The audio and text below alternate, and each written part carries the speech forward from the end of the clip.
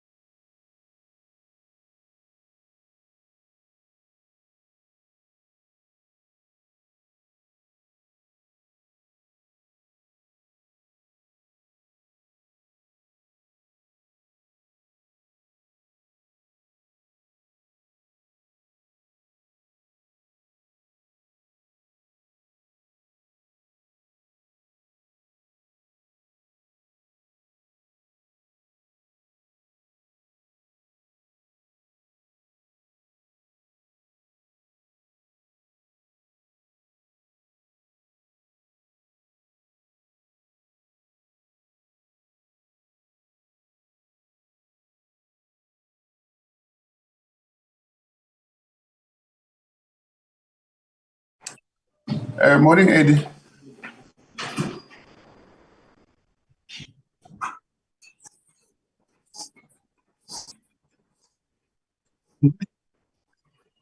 Eddie, are you able to make DDG's Gamma a co-host? Make who? Thomas Gamma, DDG's Gamma. Can you make him a co-host? Oh, okay. Thank you.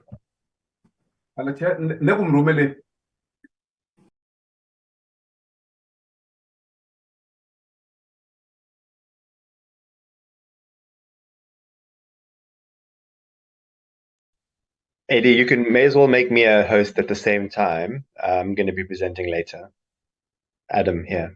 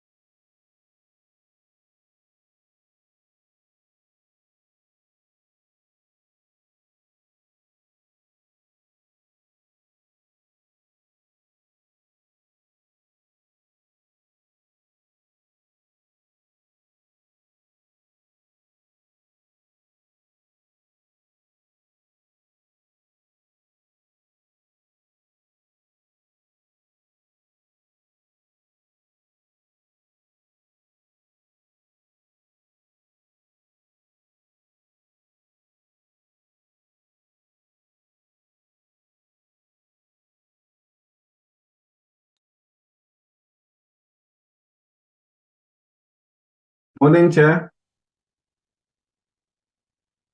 Morning, Mr. Matonzi. Recording yes, in Chair. progress. Yes, it looks like everybody is in the meeting now. I just got your message on the WhatsApp now, so I was not able to update the agenda. If you can maybe go through the agenda as you have sent it to me.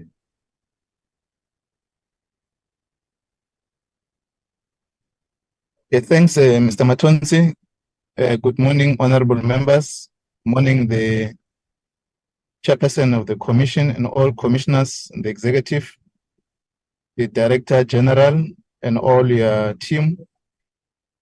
Firstly, to extend apology for starting 10 minutes late than scheduled due to the traffic congestion.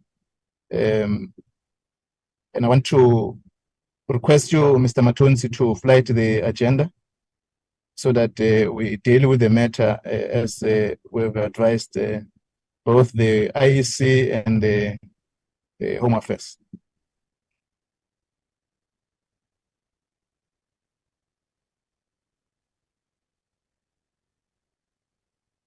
Thank you, members. This is the agenda for today. We slightly had to amend it, and I'm sure that members will not have an issue with the agenda. The first point, which we've received a correspondence from the minister, who's currently scheduled to present the Electoral Matters Amendment Bill and Marriage Bill to Cabinet Subcommittee for purpose of the presentation to the committee, to Cabinet. So the Minister will not able to join the Portfolio Committee. I'm raising this because we did request the Minister to come to the meeting to brief the committee around the names of electoral panel. As you know, he's out of time in terms of the legislation, and also to give us a reasoning why he could not present to the committee, and also interaction with the IEC. So we thought that it's an important matter to deal with and finalize, but we accepted the apology due to the issues which are urgent and the committee need to deal with, that they must find time to deal in the portfolio, in the Cabinet Subcommittee. Two matters that I've requested the Commission, Chairperson Mieta, that they must do a line, a pager or a brief on the issues that arise, or a report on the voter registration conducted over the weekend, and also Home Affairs Director General to present also the voter registration weekend in terms of their program of Home Affairs that happened over the weekend. Then we'll deal with also the item that follows, the second quarter performance expenditure report of the IEC, and then the legacy report. That is the agenda for today. I'm sure that members will not have an issue with that. Mr. Matonsi, can you then invite you on the second item on apologies? Yes, Chairperson, from the committee side, I've got only one apology from Ms. Lekwase. She's attending the Defense Committee, which is for the physical meeting. But also I've received, although the DM is in the meeting, I've also received an apology that it might be leaving early from the meeting. That's all from my side, Chairperson. Okay, thanks very much. I'll start with the DM Home Affairs on the preparations, and then after that, I will invite the Commissioner Mieta to introduce the report, give us a brief on the voter registration, and invite a presentation on the second quarter report. Then we'll deliberate out after all those two reports have been presented. Deputy Minister. No, thank you very much, Chair. As you will know that over the weekend, we had taken a decision that we would open our offices to make sure that those who are in need of documents enabling them to participate in voter registration are able to do so. At the core of our operations and the target was mainly collections, to make sure that those who have identity documents sitting with us can be able to collect their documents, and also for temporary identification certificates for those who will have lost their identity documents, so that they can be helped in the immediate. Over the weekend, Chair, we had about 20,350 people who came in to visit our offices. We had about 9,312 clients who came to collect their smart ID cards, as well as the 8,832 who came in to apply for smart ID cards, and 842 green barcoded IDs, and 993 clients were then issued with temporary identification certificates. Mr. Sigama will take us through the entire presentation in terms of how we were able to do so, including our communication drive. The one matter I would like to alert members of the committee on is that on Saturday, when we opened our offices at 8 in Gauteng, we could not operate some of those offices. The reason for that, Chair, is that there was a planned update that was meant to be done by CETA. They, however, wrote to us requesting that they do that update. We then informed them that they must not do the update because we are having a voter registration weekend. Because when you do some systems update, it interferes with your capacity and it can take away your ability to function normally in some of the days. But someone somewhere decided to then continue with the update within SITA, which then affected our offices in Gauteng for about 3 to about 3.5 hours, which means we lost substantial hours due to that issue that we inherited from SITA. But we eventually were able to then continue operating within our normal operating speed, and we were able to service the clients over the 2 days. Our offices were opened between 8 and 5, which was aligned with the IEC operating hours. But I think I will then hand over to Mr. Sigama to then make a detailed presentation. I'm going to have to request to be excused, Chair, as I placed an apology in about an hour or so, because I have to attend an IOM meeting in Zambia. Thank you very much, Chair. Thank you, Mr. Sigama. Thanks very much, Chairperson. Honorable members, good morning. Indeed, I will be taking the committee through the presentation.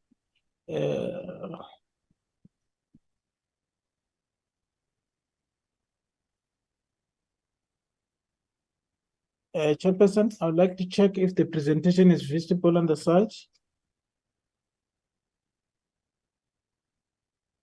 No, it's not yet visible, Mr. Sigama. Okay. Yeah, it's proper now. I can proceed. It's proper. All right. No, thanks very much, Chairperson. Yes, in our presentation, Chairperson, I'll try and rush through the purpose, the background, the relationship between our department together with IEC. We look at the services that were rendered over the weekend, as DM indicated. We also look at the issue of the champions, wherein we had to appoint our ESCO members to go and monitor the services at front offices for the 2 days. And also the communication strategy that was used throughout the 2 days to make sure that clients are informed and are also invited to come and collect, or some also to apply for their enabling documents. Then slide 7.7 will deal with the progress that was made within the 2 days, which is the 18th and 19th of November. And lastly, we'll deal with the recommendations. Then indeed, we are here today to provide progress report on the voter registration weekend that took place on the 18 and 19. And indeed, I won't labor much on the background because I know that this is known by all of us, but suffice to say, as we are aware, the IEC commenced with the issues of preparations of elections project, wherein they also announced that on the 18th and the 19th, there will be voter registration weekend, and that was also followed by the launch. But our responsibility as Home Affairs Chair was more about us making sure that we issue clients with enabling documents, and in this case, we are referring to their identity documents, their smart ID cards, as well as the TICs. So by virtue of us being the custodian of this identity, we become the role player in ensuring that citizens are able to exercise their rights to vote in elections. So the plan was to make sure that we also support the drive to encourage clients to come and collect, and where offices are not busy, we also had to give them an opportunity to apply for their enabling documents. So as a department, we are sitting with 559,799 smart ID cards that are lying in our offices. But what is key here is that we have got 135,683 first-time applicants whose smart ID cards are in the offices. The rest, the balance of 424, 116 are for those people who have got IDs in their possessions, and we know that those people were able to register because they had IDs in their possession. So our focus over the weekend was to reduce the 135,683 IDs that are lying in our offices for those that have applied for the first time. So our relationship with the IEC is known, and it's more about us sharing information between the IEC and the department, also making sure that we make provision for identity documents, smart ID cards, and TICs for those who are eligible voters. So IEC also send referrals to the department in case they are not able to check them on their voter registration rolls. And we also have to make sure that we verify them against our system before they are registered for voter registration. So then the services that we have rendered over the past 2 days on the weekends. One was, as I've indicated, was more about making sure that we facilitate applications and the collection of green barcoded ID books, as well as the smart ID cards, and also the issuance of TICs, which is the temporary identity certificates, wherein we online verify people. Once they are verified, then we proceed to issue them with the TICs. Also, to resolve challenges such as duplicates, amendments, rectifications, wherein people are not able to find their final documentation, we have to make sure that we resolve them and then give feedback to IEC, including those potential voters, to then be cleared so that they can go and register without any difficulty. And the last one is to manually verify the temporary identity certificate before they could be registered on the voters roll. So in terms of our process, we're working closely with IEC, as I've indicated before. Then we had to make sure that we align our operational hours with that of IEC. Well, in this case, we had to open our offices from 8 to 5 on both days, which is the 18th and the 19th of December. And we also indicated that should they then move, we'll continue our collaboration with IEC so that we then work together if there's the need for the second voter registration weekend. So as a department, we also engaged on overtime so that we then work closely with them. And in both days, indeed, we worked overtime so that our staff can also make sure that they support the voter registration weekend. Then in terms of the logistics, as our Deputy Minister indicated before, we then pull all stock. We had to make sure that we take our EXCO members, deploy them as champions to all provinces so that they then assist. And their responsibilities, amongst others, was to make sure that they monitor office functionality and operations. They also had to provide additional capacity and leadership where there's a need. And the last one was to make sure that they facilitate the resolution of inquiries that front offices may encounter, and make sure that they give them feedback on the spot so that we don't have to delay clients while they are in our offices. Then we also had a list of those that were deployed. You will see most of them are at DDG level, and some of them are support members at EXCO, and we had to distribute them evenly throughout the country. And our principals, our minister was in Eastern Cape, while our deputy minister was in Free State in both days. So in terms of our media plan drive, we started a bit earlier, which as early as the 26th of October 2023, where we had to focus on 5 pillars, where we had dealt with issues of media relations, the digital media, print and radio placement, the mall activations, the stakeholder engagement, and under media relations, we had to make sure that we issue statements. I believe most of you have seen them. And we also had to make sure that we arrange for interviews. Our deputy minister was also on TV on Sunday, wherein he also gave a standard call of what happened the previous day. And there were also other media statements that were issued immediately afterwards.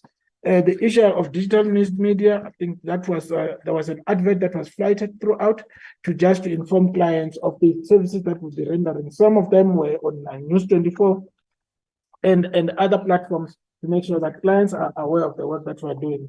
In terms of print media, we had once approved, we had to make sure that we work closely with other newspapers. For example, so there was an advert, but there were a whole range of other platforms that we used to make sure that clients are aware of the service that we will be rendering. The last one was radio, that was also used, Radio PSA, which is public service announcement by our minister, the DM, as well as our officials that were nominated to talk around the voter registration weekend issues. So in terms of the progress that was made, Chair and members of the portfolio committee, as you can see, during day 1 and day 2, we had to make sure that most of our offices are open. So throughout the province, so on day 1, we had 295 offices that were open, and day 2, we had 284. And in terms of the staff complements, during day 1, we had 1,343, while during day 2, we had to make sure that we increase a bit of pace because we were anticipating quite a number of clients on the last day, but we had to increase it by a small margin, which is 1,368. So mobiles were also deployed throughout the country. As you can see, during day 1, we had 83.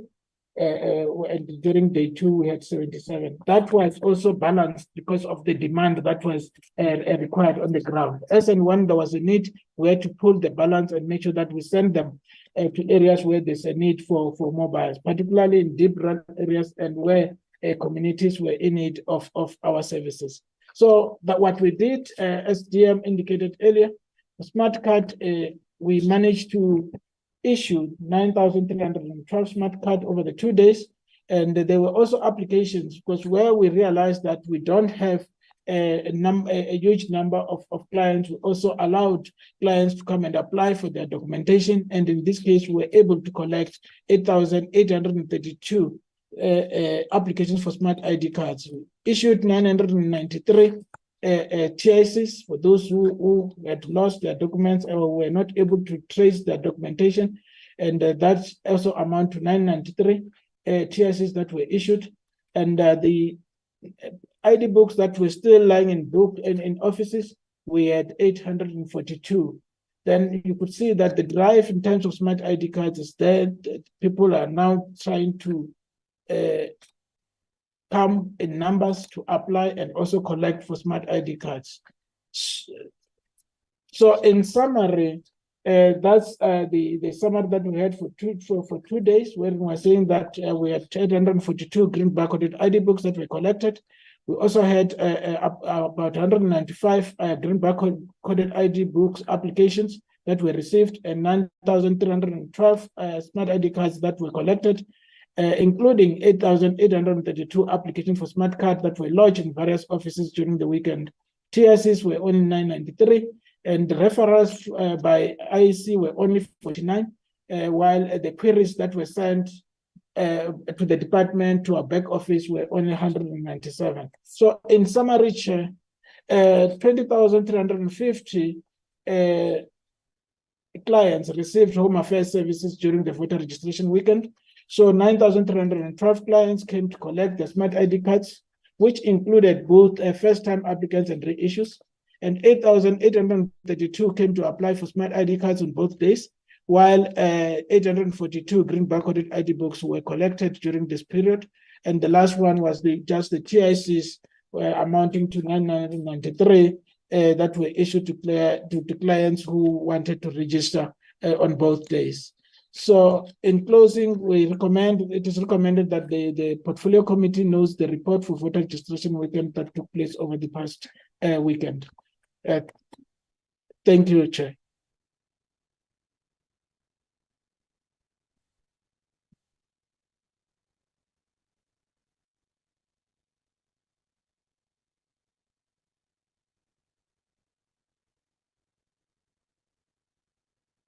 Hello, Chairperson.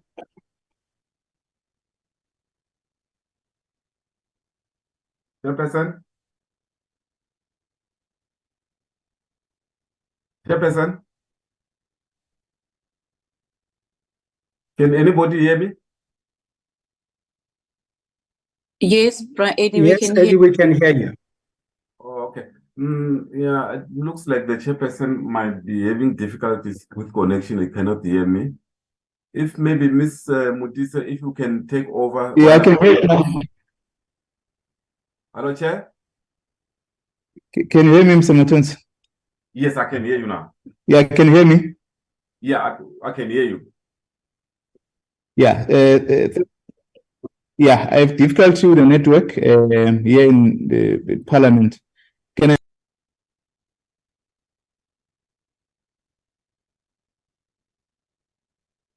You cut off, Chairperson, again.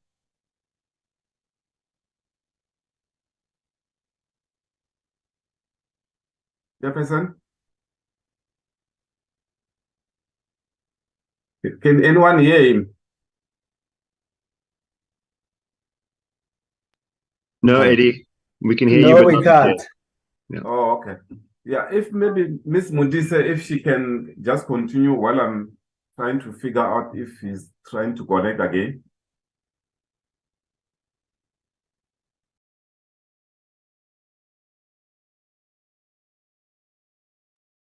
Ms. Yeah, can you Modise, allow the IEC to?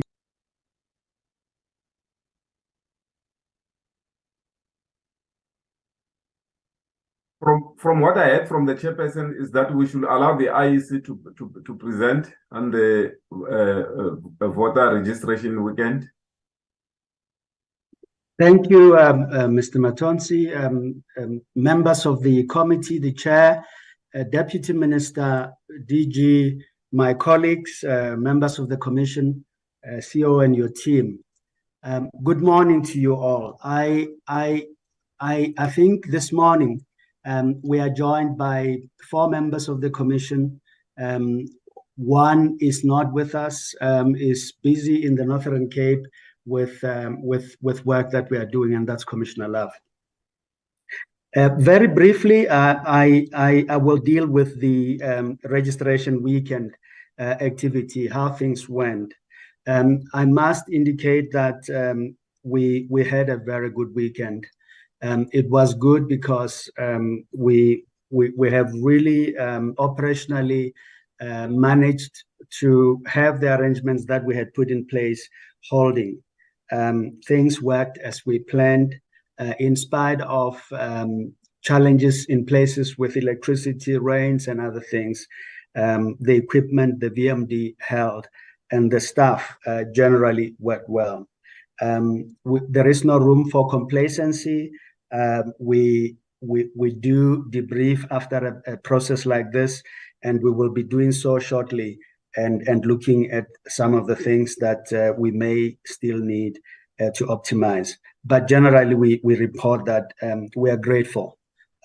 We are grateful to all stakeholders, yourselves in the committee, political parties, because essentially we create the supply side of opportunities to register and to vote. We simply cannot offer anything beyond creating supply side. The demand side of things is created by political parties, and I think we must give them credit. Very briefly, we had total registration activity of 2.9 million people. Out of these 2.9 million people, 568,374 were new registrations. 929,000 were re-registrations in different VDs. In other words, persons that had moved houses or places of residence. And then we have 1.4 million people being those that have re-registered in the same VD. This is important to make a distinctions. Very clearly, those that are re-registering in the same VD were either checking their details or optimizing their registration details. In other words, either changing a small thing in their registration, an address, for example, adding an address or something like that. But also those that were just checking.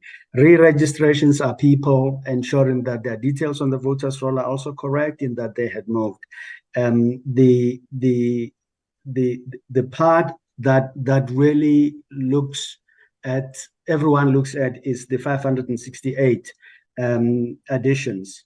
Out of those, 445,000 were people that were between the ages of 16 and 29. Members will recall that this is a cohort that we have always indicated as a big challenge. They represent 73% of the new registrations. And this means that the work we have set out with yourselves is bearing fruit. I do not intend to deal with a lot of these things, except to say that the trends indicate that Gauteng, with the largest population in terms of the provinces, did in fact register the highest number of people. Their share of the weekend registration activity is 21%, followed by KwaZulu-Natal at 19.3% and the Eastern Cape at 17%. In terms of the application of the VMD, we did indicate last week when we met with yourselves that it should hold, even if there are challenges with electricity, at least for a day. That was exactly the plan, and that plan has worked out. Out of all of the registration weekend activity, 834,000 of them were processed live. In other words, when a person came and their details were taken, they were immediately sent through. 1.87 million were those that were captured, held onto the system, and later transmitted, as we had indicated. No challenges in that respect. The last thing I want to indicate was that 196,000 of the registrations that we recorded over the weekend were online. And it is great to see that working for us. I then move to a second matter that we've been requested to just brief the committee on. It is the issue that had arisen, concerning SATU. This matter is unfortunate because for a number of years we have taken measures in consultation with the Party Liaison Committee at national level. We have a rigorous set of criteria that we use for persons that we employ. In that respect, there are processes for objections. Names of persons that we employ over the weekend are presented at this PLCs, as we have often, briefed this committee about. In this registration weekend that we had, that was no exception. The names were given to party liaison committees, and persons were objected to. We found, or we did receive 12 objections, and those objections were dealt with very swiftly. The amount of discussion that is spent on this, in truth, it's not proportional to the challenge we have. As you know, members, we do not know who belongs to which establishment. But that is notwithstanding the fact that people, in terms of the Constitution, have the freedom of association. What was important was that when we developed this criteria, it had already discounted these things, and it said anyone that holds a party political office. For example, if a person that we employ is sitting in the executive or is serving in the executive of an institution that has party political aims, that person cannot then be employed, and the party is subject to them. At a practical level, those objections, as I indicated, have been dealt with. But for some reason, in the media and political level, we still have that challenge. I do not wish to address that challenge here, because we do engage with political parties on this matter at the appropriate forums. We've also indicated to SATU that we do ask them to deal with restraint on the matter, to assist us, as it were, because we are dealing with that matter ourselves. It is a situation of two elephants fighting and the grass suffering. In this instance, we are the grass, and we ask for restraint. Chairperson, I want to pause there for the moment.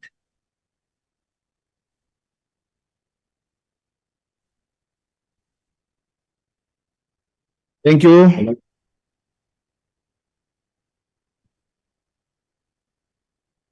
Can you invite the Commission to proceed? Chair, without taking more time, I did indicate that the CEO and the CFO are here with us. I understand that the CFO will go and will be presenting, but let me give over to the CEO just in case he has opening comments on the presentation that you're going to get. Through you and Chairperson, let me invite the Chief Electoral Officer to introduce the presentation. Thank you very much. Thank you. Chair, thank you very much, Chairperson of the Portfolio Committee and members of the Portfolio Committee. We are presenting our first and second quarter reports as well as the budget that goes with those reports. And as you will see, we've done well from our vantage point with respect to the targets that we have set. But you'll also see that there's an increase in activity as well as budget, because this is an election year, so to speak, in terms of the two registrations, one we just had and the one that the Commission will announce. But all that will become clear from the presentation that the CFO will give. And I hand over through you, Chair, to the CFO. Thank you very much, CEO. CFO? Thank you, Chair. Thank you, CEO. And good morning, all. I hope I am audible. You'll just indicate if I'm not audible as I speak. Yeah, and here is CFO. Okay. Yeah, you are proper now. Okay, thank you so much. I think we can just go back.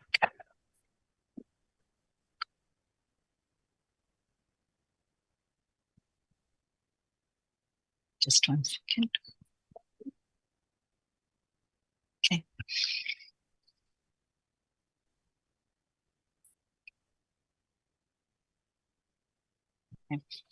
Chair, I'll just swiftly go through the presentation, covering the two quarters as well as the budget, focused really on the two quarters and where we are in terms of our performance. I hope the presentation is showing clearly on your side. Yes, correct. Proceed. Okay, thank you, Chair. Chair, my presentation will really cover, firstly, I want to cover performance information. I'll look at the 4 programs, go into the detail where we are in terms of our performance. I'll also then cover just the organization overview, because it's critical to understand what was driving our performance during the 2 quarters, what is also influencing our spending trends for the 2 quarters. We can go into the next slide, the organizational performance. Just on a global view, you'll note that we've got a budget of 3.8 billion. We do have 4 programs that we have. We've got 14 targets, of which only 9 relate to quarter 1 as well as quarter 2. And then for the period under, for the year, we're looking at 2 national registration weekends. So this is just the global picture for the entire year. Key activities. For the first 2 quarters, we focused on the preparation for the first national registration weekend, which was on the 18th as well as the 19th of November. We did a recruiting for training and expansion of electoral staff. We updated and prepared the voter management devices as well as electoral systems. We also did a lot of procurement for the voting station, infrastructure support for November registration weekend. And we also focused on the production of advertising campaigns. And then lastly, we increased the civic as well as democracy education. If you look at quarter 1 globally, you do understand that we do have 4 programs. The first one focusing on administration, which really covers on governance. There we had 2 targets, of which we achieved 100%. Program 2 focuses on the electoral operations, of which we had 1 target, which was measured in the current period. I'll go into the detail which one it is, and we achieved 100%. The third one is outreach, which is focused on strengthening electoral democracy. We had 3 targets for the period quarter 1, of which we achieved 100%. Party funding, we had 3 targets at which we had to measure our performance, and we did achieve 100%. So overall, in quarter one, we achieved 100% of the targets that we had planned to do. Quarter two was no different. We did have 9 targets, and equally, we still achieved 100% of those targets for quarter two. We can go into program 1 and dissect the relevant targets. The first one is relating to the number of quarterly risk and strategic registers, which need to be reviewed by the ERMC. The target, we had planned to do 1. We did achieve that target. The second target is the percentage of networks and application systems that are available. We achieved that target. We achieved 90% uptime of the hours in quarter one. In quarter two, we achieved 92%. So that again shows that we've achieved those targets. If we move swiftly along, number of funded positions, that is an annual target, which we will report at the end of the year. The obtaining of the clean audit is also an annual target, which is really dependent on the outcome of the audit at the end of the year by the Auditor General. So that was not measured or reported on for these 2 quarters. If we move into program 2, the first one is a percentage of elections set aside. There were no elections set aside, so that again is a target reach. The next one is the number of registered voters as of 31st of March. This is also an annual target of which we will report at end of the year. So still really premature to report on it now, but at least you know there's progress being made there. If we move into program 3, which is our outreach program, you'll look at the first one, which is a number of research initiatives. We do a number of research initiatives. This is an annual target. We are planning to do 3, but we will report on where we are at the end of the year. If we move swiftly along, the number of thought leaderships and interactions, we had planned to do 2 in quarter 1. We have achieved the 2. In quarter 2, we had planned to do 4, and we have achieved 4. Then swiftly, we move to the number of face-to-face events, which is the CDE. If you look at quarter 1, we had planned to do 10,000. We actually exceeded that and we achieved 11,999. If you then look at quarter 2, we had planned to do 20,000 and we had achieved 49,000. If we move swiftly, the number of meetings with Electoral Commission with key stakeholders for quarter 1, we had targeted to do 20. We had achieved to do 27, demonstrating that we've achieved our target. Quarter 2, we had targeted to do 30 and we achieved 30. So again, that is a target met. Then our record for the reach in terms of multimedia. This is also a target that we're going to measure at the end of the year. But we are aiming to make an impact of about 250 million. Which we'll then report on at the end of the year in terms of multimedia. Program number 4, we've got 3 targets. We had the first one is the number of disbursements to the represented political parties. We had planned to do 1, that was achieved. Quarter 2, we had planned 1, that was also achieved. Then we also have the number of liaison sessions that are held with the stakeholders and potential contributors to the MPDF. We had planned for 2, we achieved 3. Also in quarter 2, we planned for 2 and we achieved 3. Then the last one is the number of publication for the declaration of political parties. The target is 1, we achieved 1. And then subsequently quarter 1, the target is 1 and we achieved 2. So overall, it's just, we have achieved all our targets, 100% for both quarter 1 and quarter 2 of the 9 that are planned for quarter 1 and quarter 2. If we can move swiftly along into the budget, what did we budget for quarter 1? We had budgeted approximately 405 million, of which 91% was spent. I'll get into the details of the underspending.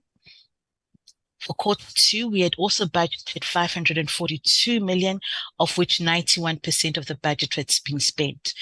The underspent is not really something to be worried about. I don't think it's that material, but if we can maybe just get into why the underspent. For program 1, really the underspent relates to the delays in filling some of the permanent positions that we have in the vacancies. And this is also due to the labor issue that we are still resolving. Secondly, on program 2, slight underspend, and this is really because of the staggered appointment of electoral and expansion staff, but this had no impact on our preparation for the registration weekend. Also under program 3, just a slight staggering also of appointment that resulted in that slight underspend. But I think overall, in terms of our spending patterns, they are driven by what we are doing as an organization, what the activities are in that period. And I think from a performance perspective, you can see that our targets are at 100%, our spending at 90%. So the correlation is also showing you that we are performing in terms of these 2 quarters, and what we had actually planned to do, we have achieved. Chair, I'll hand over to the CEO in case he wants to add something.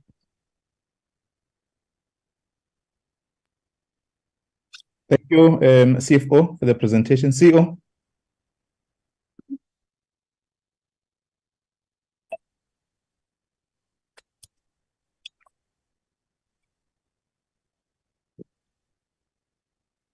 CEO. Chair, that would be our report for the 2 quarters and the budget. I have no additional input. Okay, thanks very much, Commissioner Meta, the CEO and the CFO, for the presentation, and also the Deputy Minister and Mr. Sigama.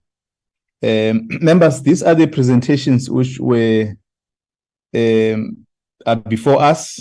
We'll note to comment and deliberate, and also on the 2 separate presentations we've earlier requested, they've presented on the work undertaken over the weekend in relation to the voter registration. I'm going to invite members who are in attendance: Honorable van der Merwe, Honorable Lekwa, Honorable Mukhale, Honorable Kanyile, Honorable Pillay, Honorable Rose, and Honorable Advocate Bongani Bongo. In that order, can I invite Honorable van der Merwe? Thank you very much, Chairperson, and thank you very much to both the DHA and the IEC for their presentations. I think we need to congratulate both the Department of Home Affairs and the IEC for great work over the weekend. I think the weekend went off without glitches, and I think South Africans at large participated. And so I think both the DHA and IEC must be congratulated. However, I wanted to ask a question. I saw that in some instances, in some communities, we had issues with protesting. And I know that some community leaders were involved in some of those protests, and I wanted to know whether any of our voting stations were not able to proceed as planned, or were possibly closed due to some of those protests in the communities. I wanted to ask, why were the majority of voter registrations done in offline mode? Was this due to not stable connection in those areas, or due to load shedding? I wanted to also know, with regards to the media campaign, I'm sort of feeling that the media campaign around the IEC in particular is what led, also the work that political parties did in terms of getting people to register to vote over the weekend. I'm wondering whether the IEC will be able to sustain this type of level of media campaign from now till the elections. Because I think it's no good we just get the numbers of people to come out and register to vote for the registration weekend. We need to sustain this into the next weekend, and obviously in the lead up to the elections, considering the numbers of people we still need to register. And then I wanted to know, with regards to the slide on the quarterly performance, there was the underspend was related to the vacancies, and then the presenter made an issue or made a mention of labor issues that have not been resolved. Whether we can just get an indication what that is. And generally, I want to ask the IEC, considering that the matter of the changes to the electoral legislation is still before the court pending, what impact has that got on the preparations for the elections? I know I keep on seeing on the TV that you make mention in your press conferences that you are ready for an early election, earlier than later, and that preparations are going well. But surely, with the court not having been, not pronouncing on the matters that it's reviewing, it should be a cause of concern for all of us. So I think I will leave it there. Thank you, Chairperson. Thank you, Honorable Van der Merwe, for your contribution. Honorable Molekwa.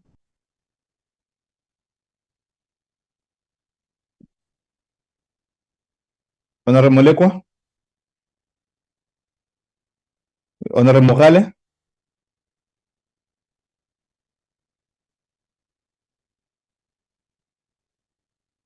Honorable Mogale.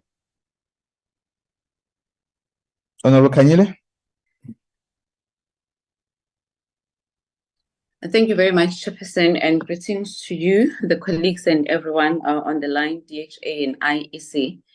Chairperson, we welcome both the presentations that's in front of us, and I'd like to echo the same sentiments by Honorable Van der Merwe that we congratulate both the DHA and the IEC for the work that they have done over the weekend, especially looking at the numbers that are presented before us. However, Chairperson, I just have a few questions as well that I would like to pose. My first set of questions are directed to the Department of Home Affairs. They have indicated that they had about 842 applications for green barcoded IDs. I also understand that there's only a few offices that offer this service, and it's quite a distance to drive for a number of our citizens. What I'd like to know is how far is the process to issue the smart card ID to the naturalized citizens? And also, Chairperson, we received a number of calls on Friday indicating that there was a network problem or a network failure at Home Affairs. We would like to know what was the cause. Also, during the Deputy Minister's opening, he indicated that there was a glitch on Saturday, especially in Gauteng, because SITA was updating their system. What I'd like to know is that was that updating of the system finalized, and does it mean going forward we will not hear about any systems interruptions in Gauteng? Chairperson, in the slide 6 of the Department of Home Affairs, there's a presentation that was made that there were cases that were resolved for dead alive cases. What I would like to know is, was the department only confirming if the voters were alive, or maybe they were deceased, or they were dealing with the cases where somebody has been declared dead while they're still alive? Because I do know there's a number of such cases that I have dealt with previously. And if those were the cases, I'd like to know how many cases were resolved over the weekend, and if possible, maybe they can provide a stat of how many cases they're still going to sort out. Coming to IEC, the first question that I have, Chairperson, I would like to strongly raise the issue of the demarcation. Honorable Van der Merwe has indicated the issue of protest. We also had members of the community protesting, especially in Ward 4.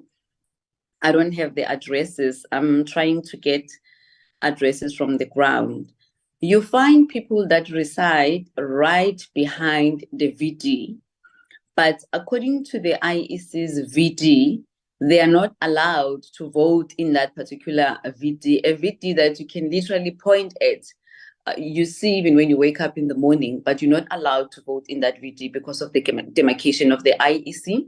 You're then taken away 3, 4, 5 kilometers away from the area that you reside in. I would like to know, how can you go about addressing those situations? Because at the moment, we have realized that the presiding officers, they are unable to resolve that situation, except indicating that the demarcation indicates that you don't vote here, so you cannot vote here. And Chairperson, also when it comes to the online registrations, during the presentation, there was an indication that there was about 196,000 online registrations that were received over the weekend.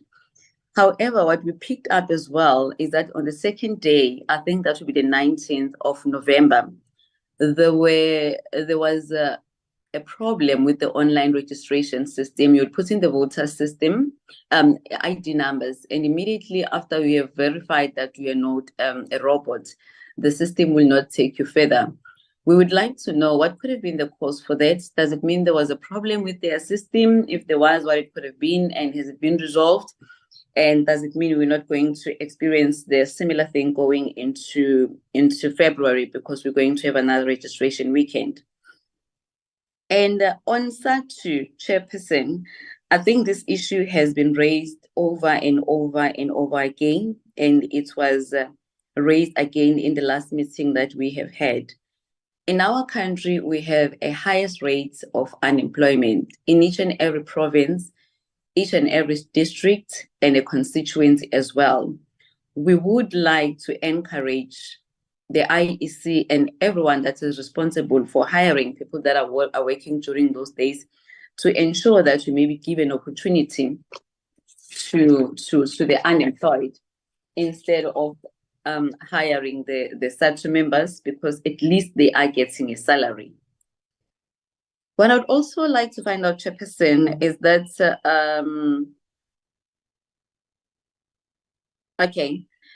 is how many more new registrations can realistically be expected before the next election, given the 2% increase in new registrations collected on the weekend?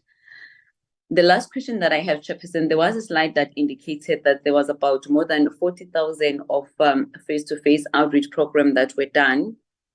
What I would like to know is, if possible, I would like the IEC to provide indications of where these face-to-face were conducted, whether it was throughout all the 9 provinces that we have in our country, or there was a particular area that they were targeting. Thank you very much. No, thanks, Honorable Kanyile. Just on Honorable Kanyile, now that on the point, you raised a matter in the last week in relation to a what? I just want to find out whether yourself and Mr. Shiburi, you did interacted post our meeting. Thank you very much, Chairperson, for raising that question. I'm still waiting for the addresses. The issue that I raised last week, it was 2 people actually residing in the same house, and one is registered in the VD that is closer to where they reside, and the other one is in a VD outside their area of residence. I'm still waiting for them to send me the address and their contact details, but I have requested that information. But the information that I'm raising today, it is different. There are a number of people that are residing behind a VD, but according to an IEC demarcation, they are not allowed to vote in a demarcation, in a VD that is closer to them. And they were told by presiding officers that they needed to vote or go and register in the VD that is about 3 or 5 kilometers away from their area of residence. Thank you, Chairperson. Okay, so what I wanted to check, so you have not, because you're still waiting for information, it has not reached IEC, is what you are saying? Yes, Chairperson. As soon as I receive it, I'll definitely escalate it to Mr. Chiburi. Okay, no, thanks. Yeah, I just wanted to be clearer on that part. Thank you, Honorable Kanyile. Honorable Pile. Thank you very much, Chairperson. Chair, let me just join all other honorable members and congratulate both the Department of Home Affairs and IEC for the excellent work that they've done over the weekend. Chair, I also want to say that we've been raising this many a times about reaching out to young people. And I think the report and the stats show that there's been an incredible number or increase in young people that have been registered to vote. And I think we must commend them for that.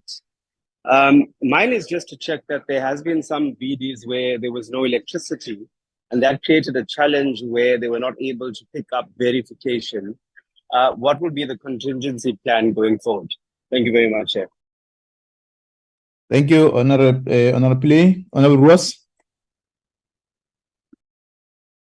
Thank you very much, Chair. And yes, I join the chorus of congratulations to the IEC and the Department of Home Affairs for a successful registration weekend this last weekend. Of course, Chair, I will raise a few areas for improvement. I think on the Home Affairs side,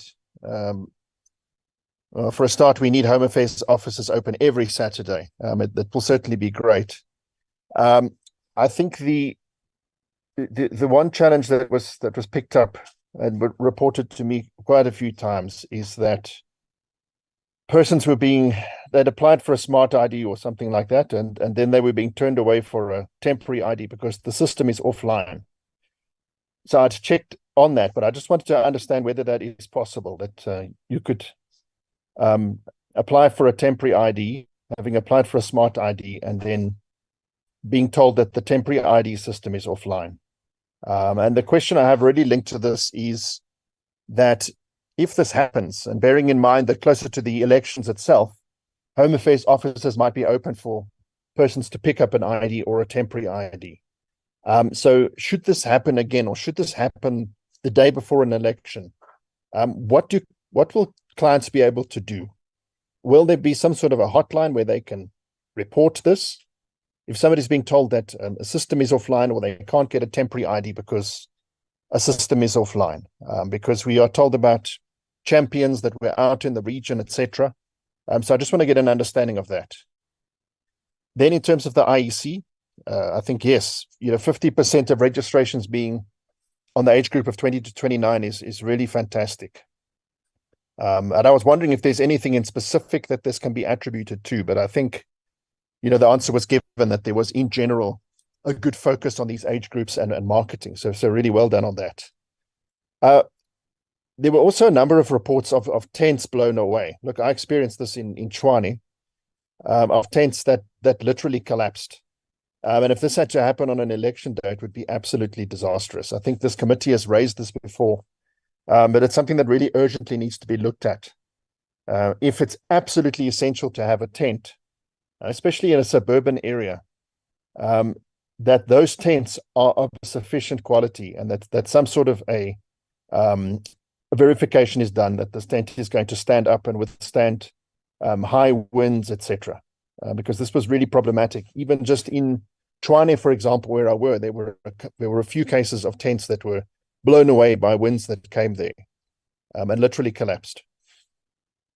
Then I noticed that the VMD, only 30% of the applications were done by the VMD in an online state. And a lot of the reasons given was load shedding and the inability to connect.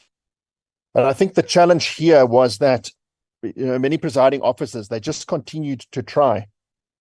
And there were complaints that presiding officers were waiting up to 30 minutes to get a signal, whereas they should have just gone into offline mode. So what I want to find out from the IEC is, is this completely at the discretion of the presiding officer, or will there be some sort of a way to say you need to switch over if you've tried for 2 minutes or 5 minutes, etc.? Because if you're going to wait for an eternity to get a signal, you're going to hold up the queue. It's not going to work on an election day. Then I think another concern that was raised was the number of stations where VMDs operated in the offline mode, and where voters wanted to register at another station, apart from the one where they are actually registered to be, or where they should be, and they were turned away. So it was my understanding that the IEC gave assurances that this would not happen, that you could go and register at any station. If you consider that you can go online from wherever you're standing and register online, then surely you should be able to go to a different voting station and register for where you need to vote. Of course, on election day, you have to go to the one where you're registered. So I'd just like some clarity on that one. Then the online platform was offline between 11 o'clock and 7 o'clock on the Sunday. So what caused this, and what is being done to address this? Because it was a repeat of the platform going offline frequently in the run-up to the 2021 elections during high traffic periods. And there was an assurance from the IEC that this would not be repeated, given the number of improvements made to the system. So if we can just understand what is going to be done now in the long term to remedy that. Then last Tuesday, the IEC Deputy CEO of Electoral Operations, Mr. Shiburi, confirmed to this committee that the online voter registration system for voters abroad is ready and will be open to accept registrations from this last weekend. And then on Friday, Granville Abrahams said in an IEC presser that the online registration was in the final processes of being launched. And then suddenly this weekend, it just didn't happen at all. It failed to go live. And I struggled to find communications about this in any way or form. And then over the weekend, it is my understanding that then there was, we went back to the situation where the excuse was that we're waiting for regulations to allow for this. And this didn't come up on Tuesday at all. So why was the portfolio committee told that this application is ready and will be launched over the weekend?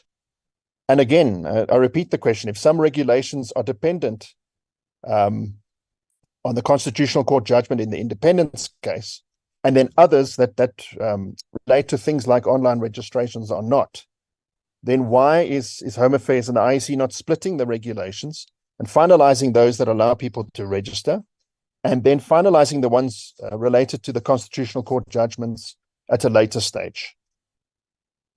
Then my second last question is when will the IEC have the finalized list of voting states abroad?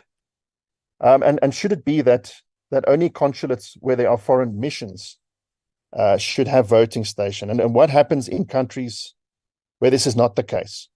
So where there is no South African mission, what will happen to those voters who want to register and vote in the next year's elections? Then on the first and second quarter performance report, just a few comments, just very briefly.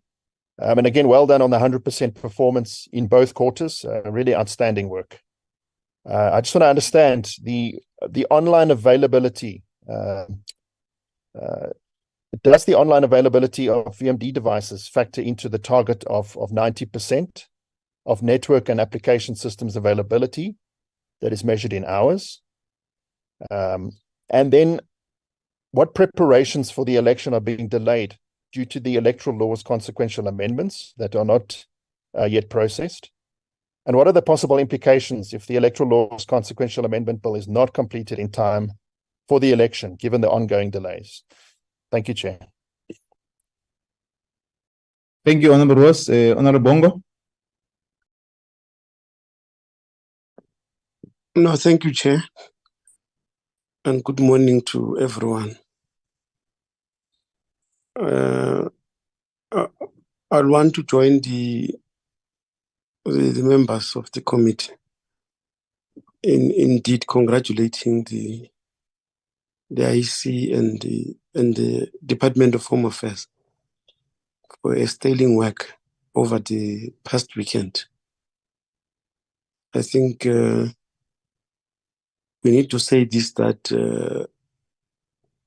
we do not take this work lightly. The work that was put, I think it was a very great work that that the people of our country continue to appreciate. With regard to the Home Affairs work, I think there were a few problems reported, but we want to appreciate the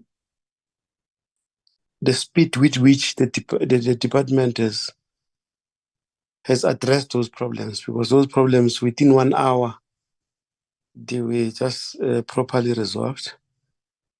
And we should appreciate civil servants like Mr. Sikama, people who go all out to make sure that they serve our people with pride and integrity. My main issue will be the amendments that we may need to deal with before we go for elections. If we can be given comfort as to whether we'll be within the timelines in dealing with all the amendments, the consequential amendments that must be dealt with, so that we don't delay the issue of the next election. But other than that, I think also the IEC has done well. We see a lot of youth registration as reported. I think it is appreciated. I'm not sure whether are we still going to have another voter registration, or was this the last one? But I'm sure if we get to the next one, IEC it has a potential of even bringing more people to come and register. But from where I'm sitting for the work of over the weekend, I think it's all systems go. And we should congratulate both the department and the IEC for the sterling work. Thank you. Thank you, Advocate Bongani Bongo. Is there any other member? I called earlier Honorable Mokhale and Honorable Mulegwa. I'm not sure whether if they're before I invite. Okay. No, thanks, members, for your remarks and contributions to the presentations. I think I fully agree that we must congratulate the IEC and Home Affairs on the work that has been done over the weekend, but also second quarter performance report in terms of their targets that has been demonstrated in the report shows the strong governance at the level of the executive and also the commissioners. There's one area which I wanted to raise, which Lizelle has already raised. I think if we can explain in detail issue of the underspending in relation to a dispute, so that the committee is able to interact on that matter. The deputy minister raised an issue of CETA that they had an agreed on the process, and ultimately they've taken a decision outside that agreement, which contributed to collapse the network in some of the areas. What are the measures that are going to be taken moving forward? And I think we've been raising this matter with the department and the minister in terms of the issue of network with CETA. So I want to check with the deputy minister or the DG, what are the measures moving forward so that we don't this matter does not occur again that impact negatively on the work of the Home Affairs. I think the issue of opening up on Saturday, we may need to strongly look at offices, deputy minister, because it has shown that most of our people or the residents do go and receive services on weekend. And this weekend has demonstrated the number of people who have turned out to access services on this day. So we may need to see how we strengthen that. We know that there's a matter between yourselves and the labor and union on the Saturday opening, but I think we must engage further on that. We have listened carefully to the chair of the commission, Commissioner Miedza, in terms of the issues that are arising from the political parties in relation to the subject matter that resides with yourselves. And in a presentation last week, the IEC demonstrated how issues that may arise or any other political party or citizen that has issue with the matter in relation to how IEC handled the process. We may need to subject ourselves to that established process, which is, and I think you're interacting with the PLC, which assists us to coordinate our work with the IEC. I think it's an important matter you are raising, which the committee may need to take responsibility on how collectively we work closely that subject matter that has been raised. I'm going to invite the Home Affairs first, Deputy Minister, but I'm aware that you have indicated that you leave. If you're not in, Mr. Thereafter, we'll then invite Commissioner Miedza. There are many questions that have been raised or comments, and you'll direct on how the commission will able to respond to all the issues that have been raised. Deputy Minister. No, thank you, Chair. I'm still here. What I would suggest maybe as responses from Home Affairs is that probably we take Mrs. Gama, Mr. Mavuso, and DG, then I can try and sum it up. I think I still have time. Thank you. Thank you. If you allow, yeah. No, thanks, DM, for staying with us. Let's start with Mr. Sigama, then Mr. Mavuso, and DG, and the DM. Mr. Sigama. Thanks very much, Chairperson and honorable members. Now I'll start with the question raised by Honorable Kanyile with regard to the issuance of smart ID cards to naturalized citizens.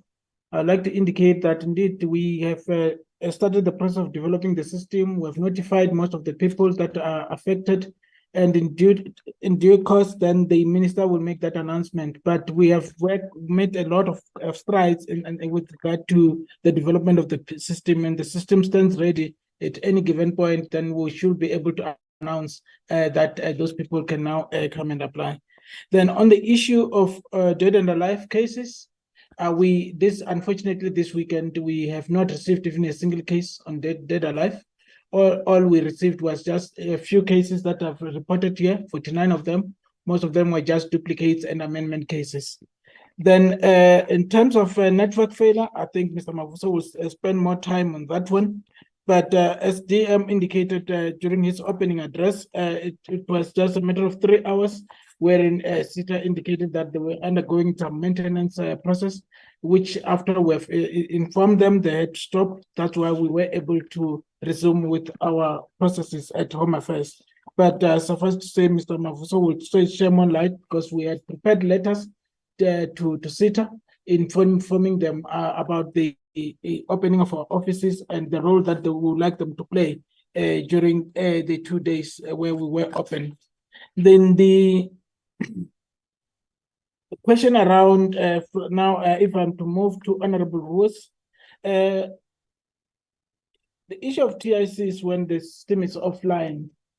No, the system, we may not be able to issue TICs because remember, you need a system so that you verify that person online. You have to make sure that everything it's okay according to the system. Then you approve it so that the front office can be able to issue that particular TICs. So when you're offline, it becomes very difficult. That's why when we experience that problem, we have to make sure that we move swiftly with our service providers to assist us in making sure that we restore the system.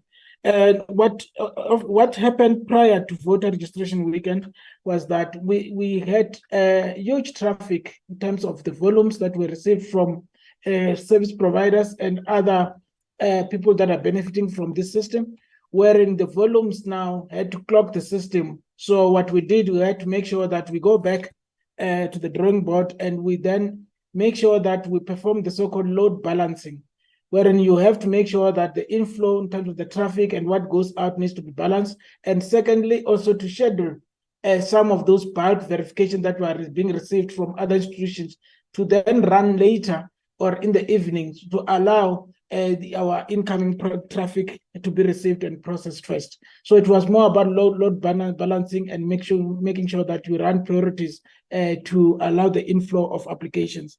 So that, I think it had worked because it was done prior to the voter registration and we were able to test it throughout. That's why there were no serious challenges over the weekend in terms of that process. So I think the rest, I'll leave it to Mr. Mavuso just to conclude on some of the issues, particularly on Saturday issues that were discussed at length within the department and the unions, but my colleague will add more light on that one. Thanks very much. Thank you, Mr. Sigama. Mr. Mavuso.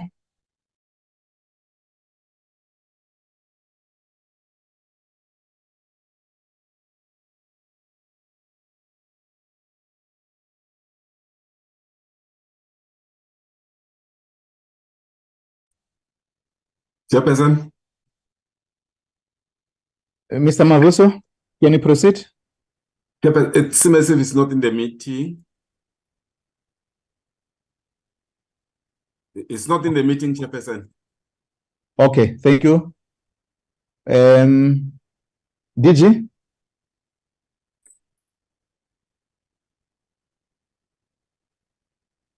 Mr. Sigama?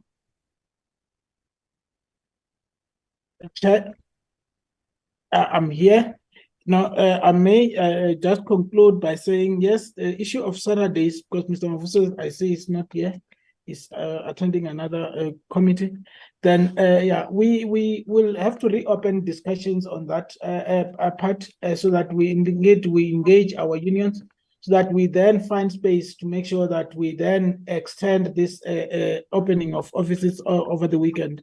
Because indeed, what we saw over the weekend, indeed, it was overwhelming, because we saw clients coming in numbers, even others making also suggestions to say, look into this matter so that at least you open once a month to allow those who are not able to come to your offices during the week so that they can receive services. I think the rest I've covered, Chair, and back to you.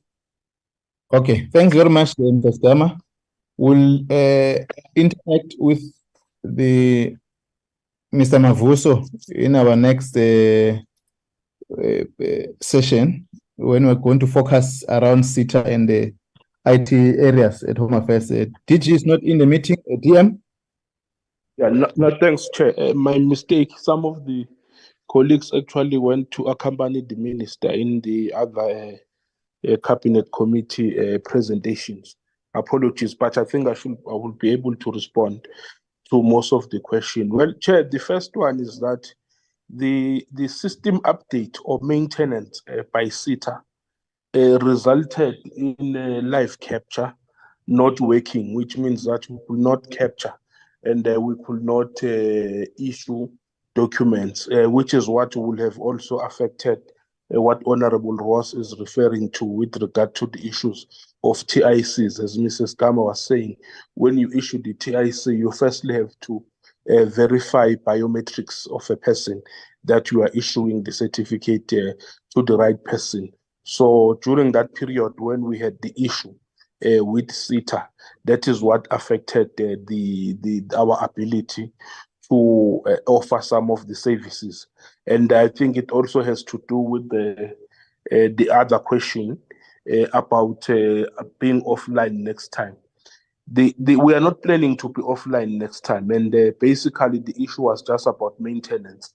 And what we have decided to do is that we will write a letter to SITA at a ministerial level and also demand that action be taken, primarily because we had a plan and we were all supposed to stick to the plan. So no one was supposed to be doing a maintenance that we had specifically told them it was unnecessary and it was going to hit our applications. We do want to be open almost every Saturday, Honorable Ross. But I think, as the chair has also indicated, we did run into issues with labor, but we will continue pursuing that option to make sure that offices are open. Whether we give 1 day a week to a staff member, will be working, but we'll find a way of maintaining the modalities that have to do with us opening on Saturdays. The other issue is that, yes, we will continue to run the media campaigns. I think they also help from our side in terms of the promotion of participation in democracy by alerting our citizens that they must be in possession of enabling documents for them to be able to participate in democracy. In fact, we are broadening the scope of the media campaign to focus on other issues around early birth registration, but our focus is to lower the number of the 135,000 first-time issue. As you will know, we know that it's a moving target. As you are issuing out identity documents, other people come in to apply, but that number needs to go very low, and that is what we are targeting. And I think Mr. Sigama has indicated the issue of naturalized citizens. We've made great strides there. Very soon we'll be making groundbreaking announcements on how we are going to run with that particular process. There is nothing now standing on our way from issuing the smart ID cards to naturalized citizens. But most importantly, we would like to thank the members of the committee for the support they gave us over the weekend, and also alerting us on the situation on the ground, which also allowed us to be able to promptly respond to the issues and fix whatever glitches that might have been there. Even in the next voter registration weekend, Home Affairs will make sure that we deploy capacity to the weekend, and also thank the management staff who were sent to various provinces to deal with the issues. Thank you very much, Chair. Thank you very much, DM, for your comment and responses on all the issues. Commissioner Miepza, I'm going to invite you. You will assist the committee how your team and the executive respond on the issues that have been raised in the Commissioner Miepza. Thank you, Chairperson. I am going to call upon the CEO to deal with the issues and ask members of the Commission at the end if there's anything that we need to see. But let me preface that by dealing with about 5 issues of a nature that I think I need to deal with. The first one is the issue of the judgment in the Constitutional Court. I want to be clear, Chair, that when we say we are ready, we were referring in specific terms to the work we are doing with respect to registration, whether registration 1 or 2, and I'll explain, and the CEO might explain some more later. This work, as you have seen and we have explained to you last week, it's work that we have done. But we have been clear, absolutely clear, about our anxiety in relation to the delay in the court judgment. And Chair, I'd like honorable members to help us if they do have advice they can give us. We certainly are of the view that we can't, with all of our anxiety, we can only say and ask that, we be assisted. But I don't know what we need to do other than impugn the dignity of a court. We can't. We certainly are constrained, and we have to respect that. We accept that the court has a difficult matter to deal with, and the court understands. We were clear in our papers what would help us in the circumstances. If members may be reminded, in our papers we were clear that ideally we want these matters clarified before the end of September. And that's the best we can do. I think members can assist us if they have ways they know we can deal with the matter better in this regard. I think I indicated that the question of STAR 2 and others are honestly not are disproportionate to the discussion we have. And I want to put figures on the table in this respect. We have recruited in this registration weekend over 69,718 people. Of those, only 6,307 were teachers. And I honestly want to submit to this committee that it will be incorrect to say if you're a teacher, you're SATU. We understand the context of our nation. We have put these names before parties, and parties have helped us. We have many difficult places in the country where we deal with unavailability of other classes of persons. I want to be also clear that of the 69,000 people, more than 35,640 of them were youth, were under the age of 35. And you will recall, Chair and the committee, that this has been a balancing act. We have time and time again presented to the committee, to the parties, and said, we have to strike a balance. These are people in the main that are unemployed. It's not that we don't look at that pool, but I'd like this committee to please accept our bona fides that we do look at these matters and we address them to the best of our abilities, as I here demonstrate. The third issue that I really want to point out is our gratefulness to the work that you have done in the committee, that the parties have done. In fact, the registration of people between the ages of 16 and 29 is not 50%, it is 73%. And that is important, and we must accept that, we are making inroads. We must not be complacent. We still need to continue.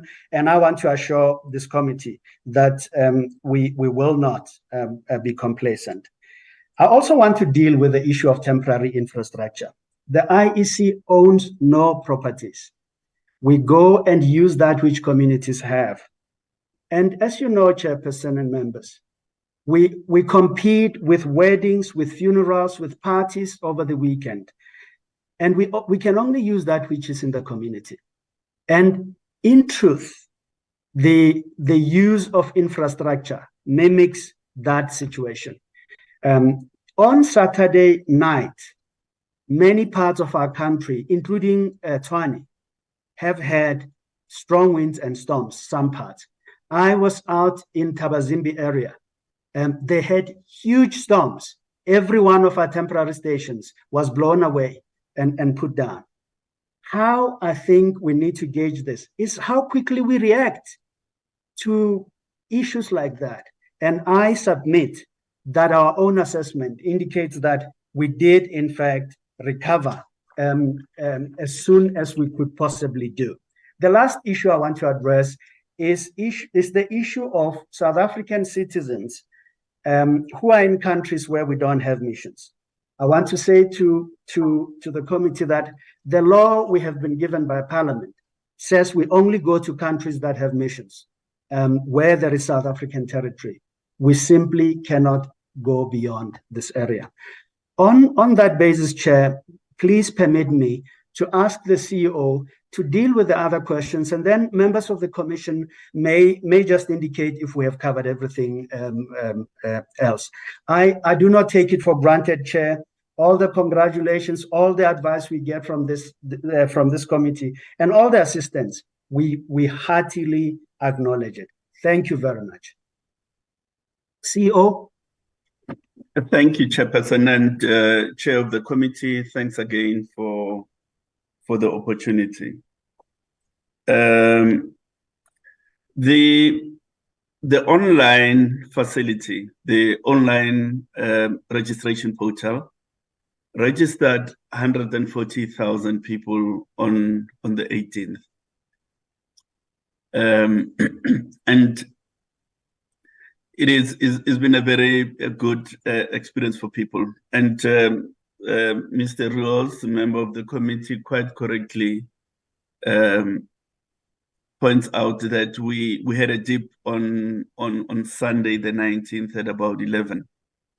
The problem that was identified was the interface of mapping.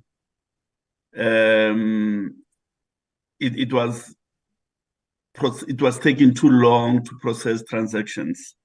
We only found a solution much later in the day, at about 7, and changes have been made since. And the portal is now fully functional. It's a very seamless experience, and so on. Of course, we are investigating what the cause of that lag in processing, why did it happen, and so that it can be redressed, so that it doesn't recur when next we have the second registration weekend.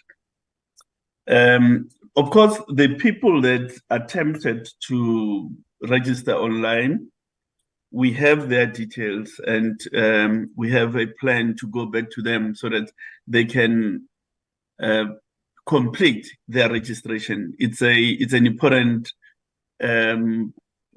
initiative they took, and it must be brought to finality so that they are placed in the VETA's role. So it's a project we're activating to reach out to them and to ask them to complete what they had started. The issue of the online registration portal overseas, yes. I think let's acknowledge that we have experienced delays in this area, and we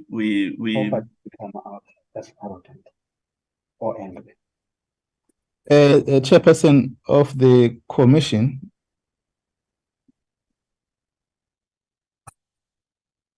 Thanks, Chair. So we're not proud about those delays, but we're working flat out to get that portal ready. The issue, because Mr. Rose is asking, what is the issue? There's a software input that the developers think will make the experience much better.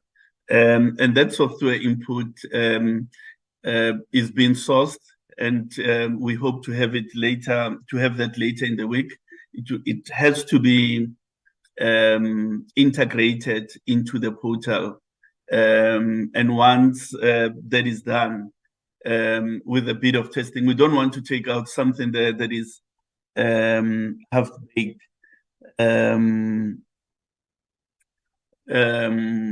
We don't want to take something that is half-baked and then have to take it down to do repair work and so on.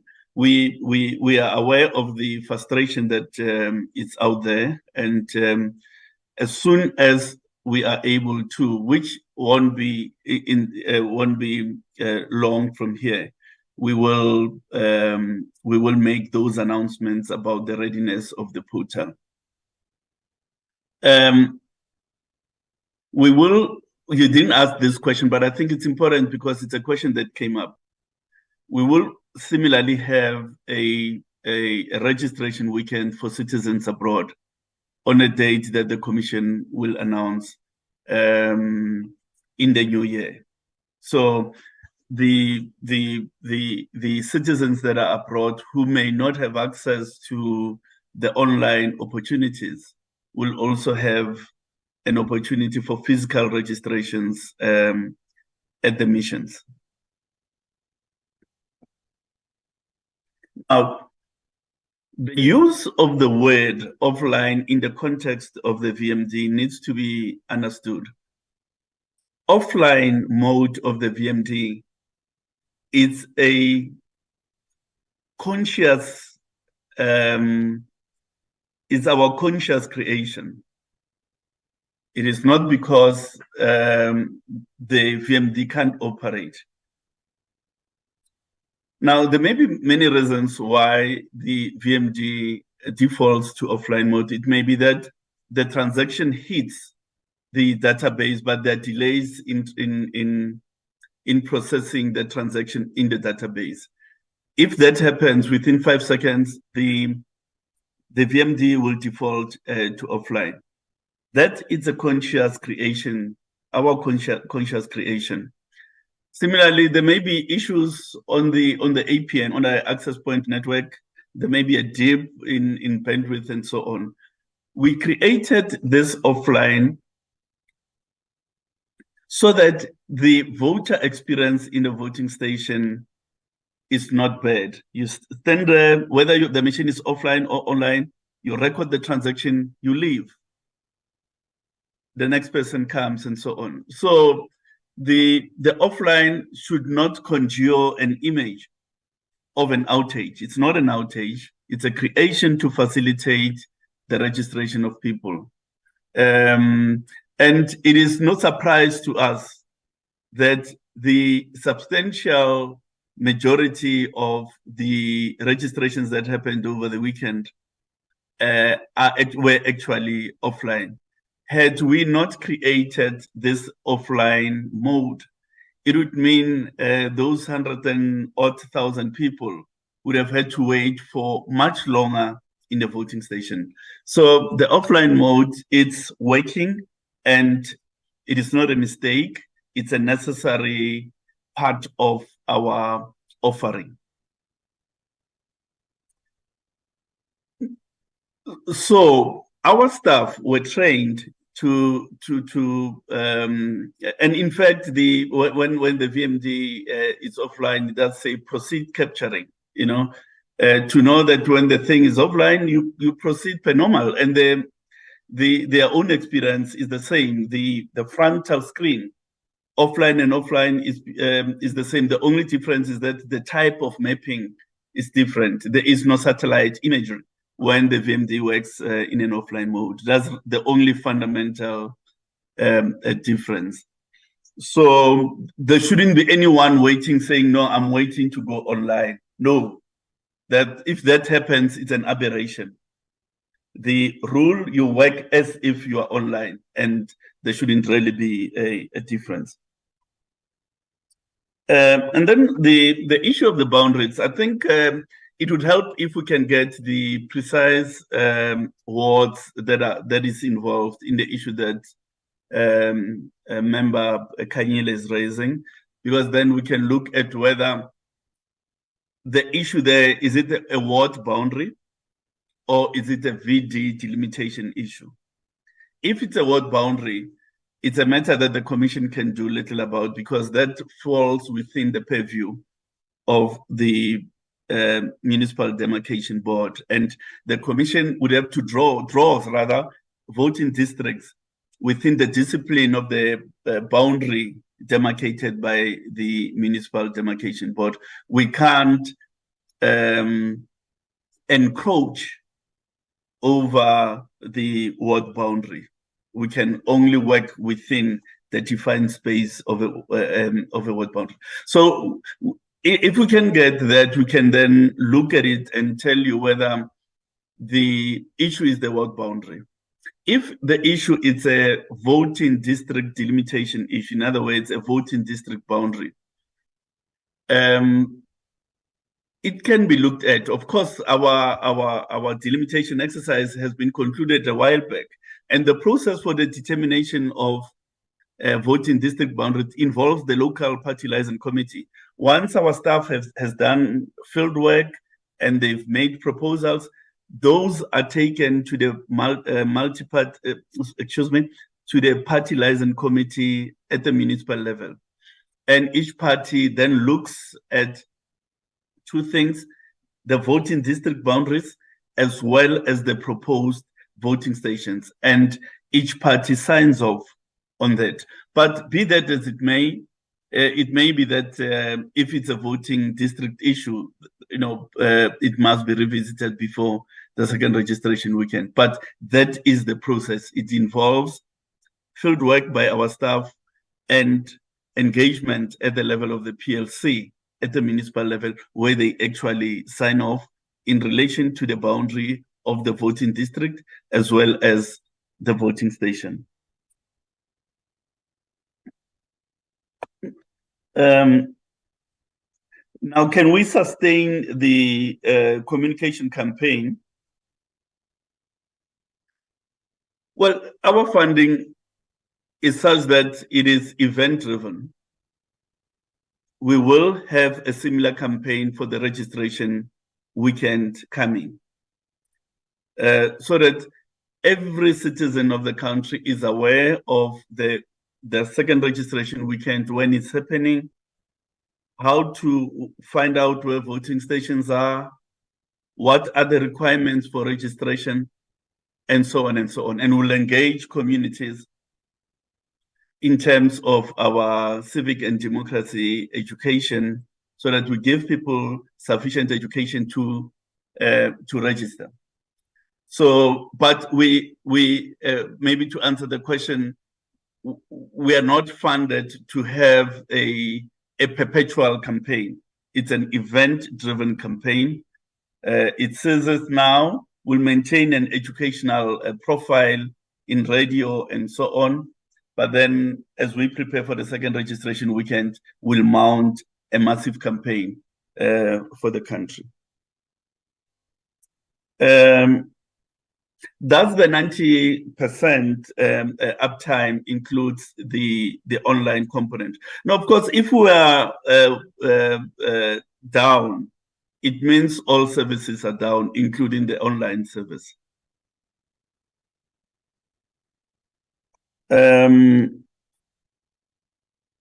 Now, just I know that the chairperson has dealt with such issue, and we did commit that we will engage once again with political parties, our primary stakeholders within the PLC. We, in other words, we've not closed the door to engaging in a conversation. But here are additional points that I think this committee has to be alive to.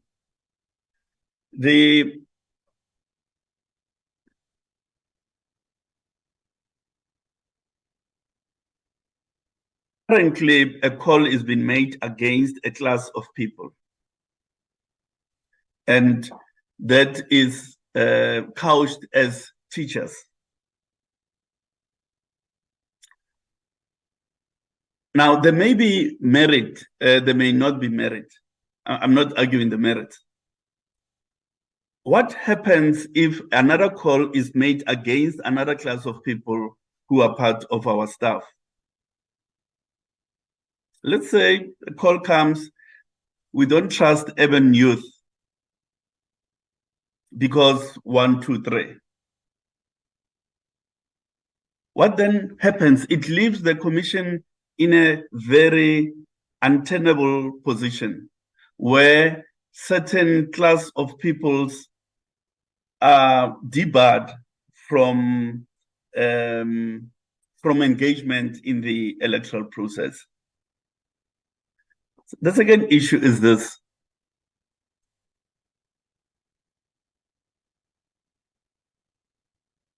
The voting station requires some level of supervisory and management experience.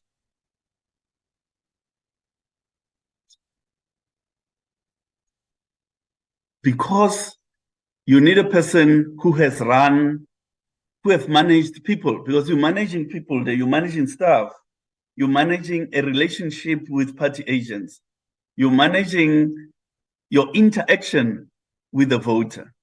Now, you may be brilliant as a graduate, but you've never been exposed to the management environment.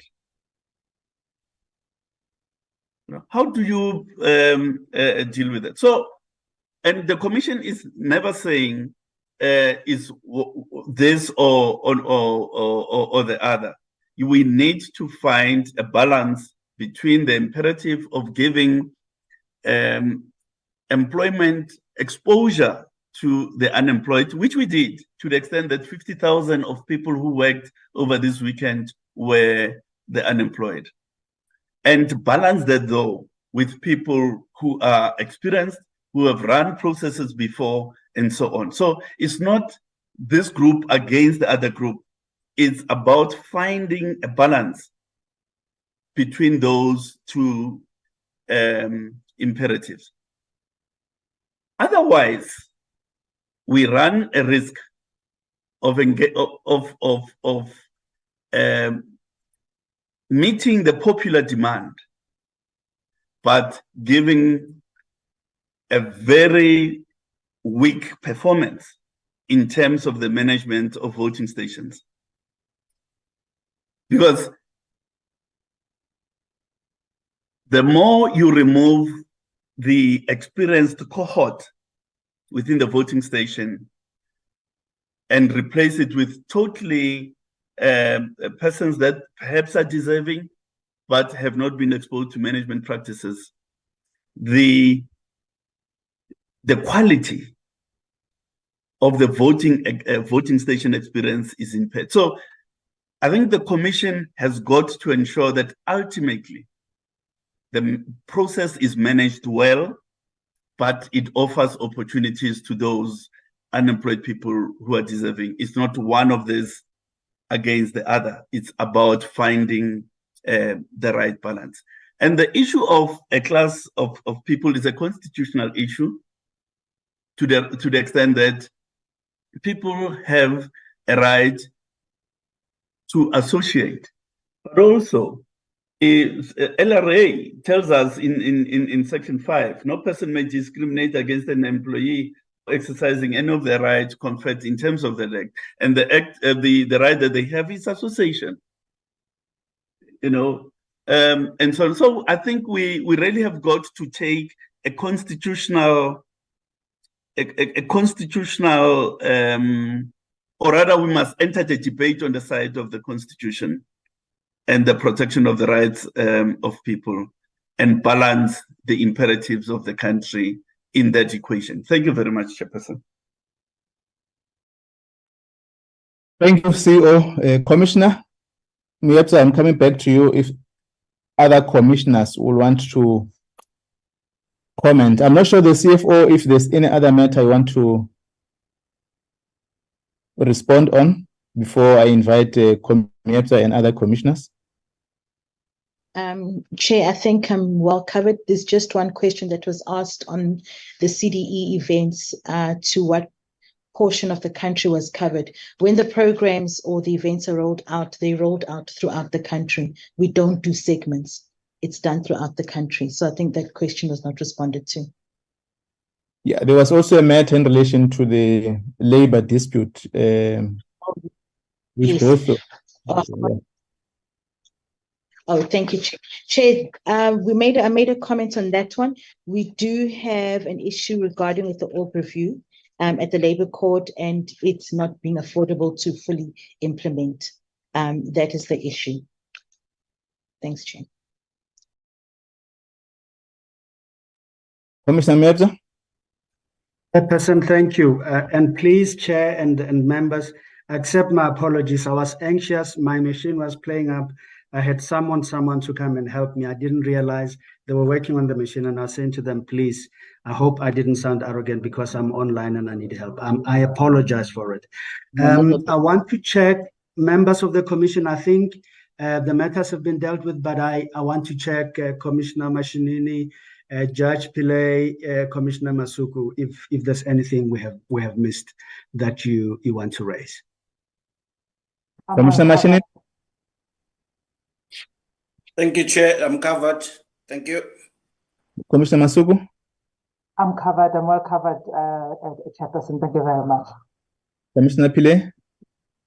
I'm good. Thank you. Great, Chair. I have no additions, honestly. Thank you so much. Thank you, commissioners and the executive for having responded to all the issues and comments, and also taking note of the advices the committee has presented. And thanks, honorable members. Honorable Ross, I see your hand. Thank you, Chair. But I'll just please ask a question of clarity on one of my questions. Proceed, Honorable Ross. I just want to understand on the overseas registration portal. Are we now waiting for a software issue, or are we waiting for regulations? If I can just get clarity on that, because there seems to be different communications going on at different times in this regard. And then just my other question, Chair, I don't remember it being answered, was when somebody arrives at one voting station and they registering for another one. And some people were turned away in that regard. I just wanted clarity from the IEC whether that's supposed to happen or not. Thank you, Okay. Chair.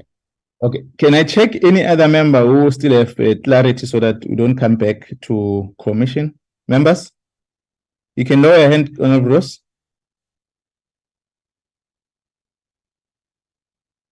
Okay. CEO?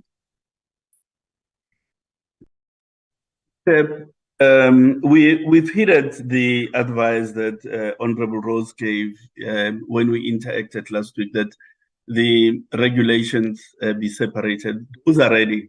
They can be published anytime. We just wanted to align the readiness of the launch of the portal overseas with the publication of the regulations. They are ready. We can publish them imminent. But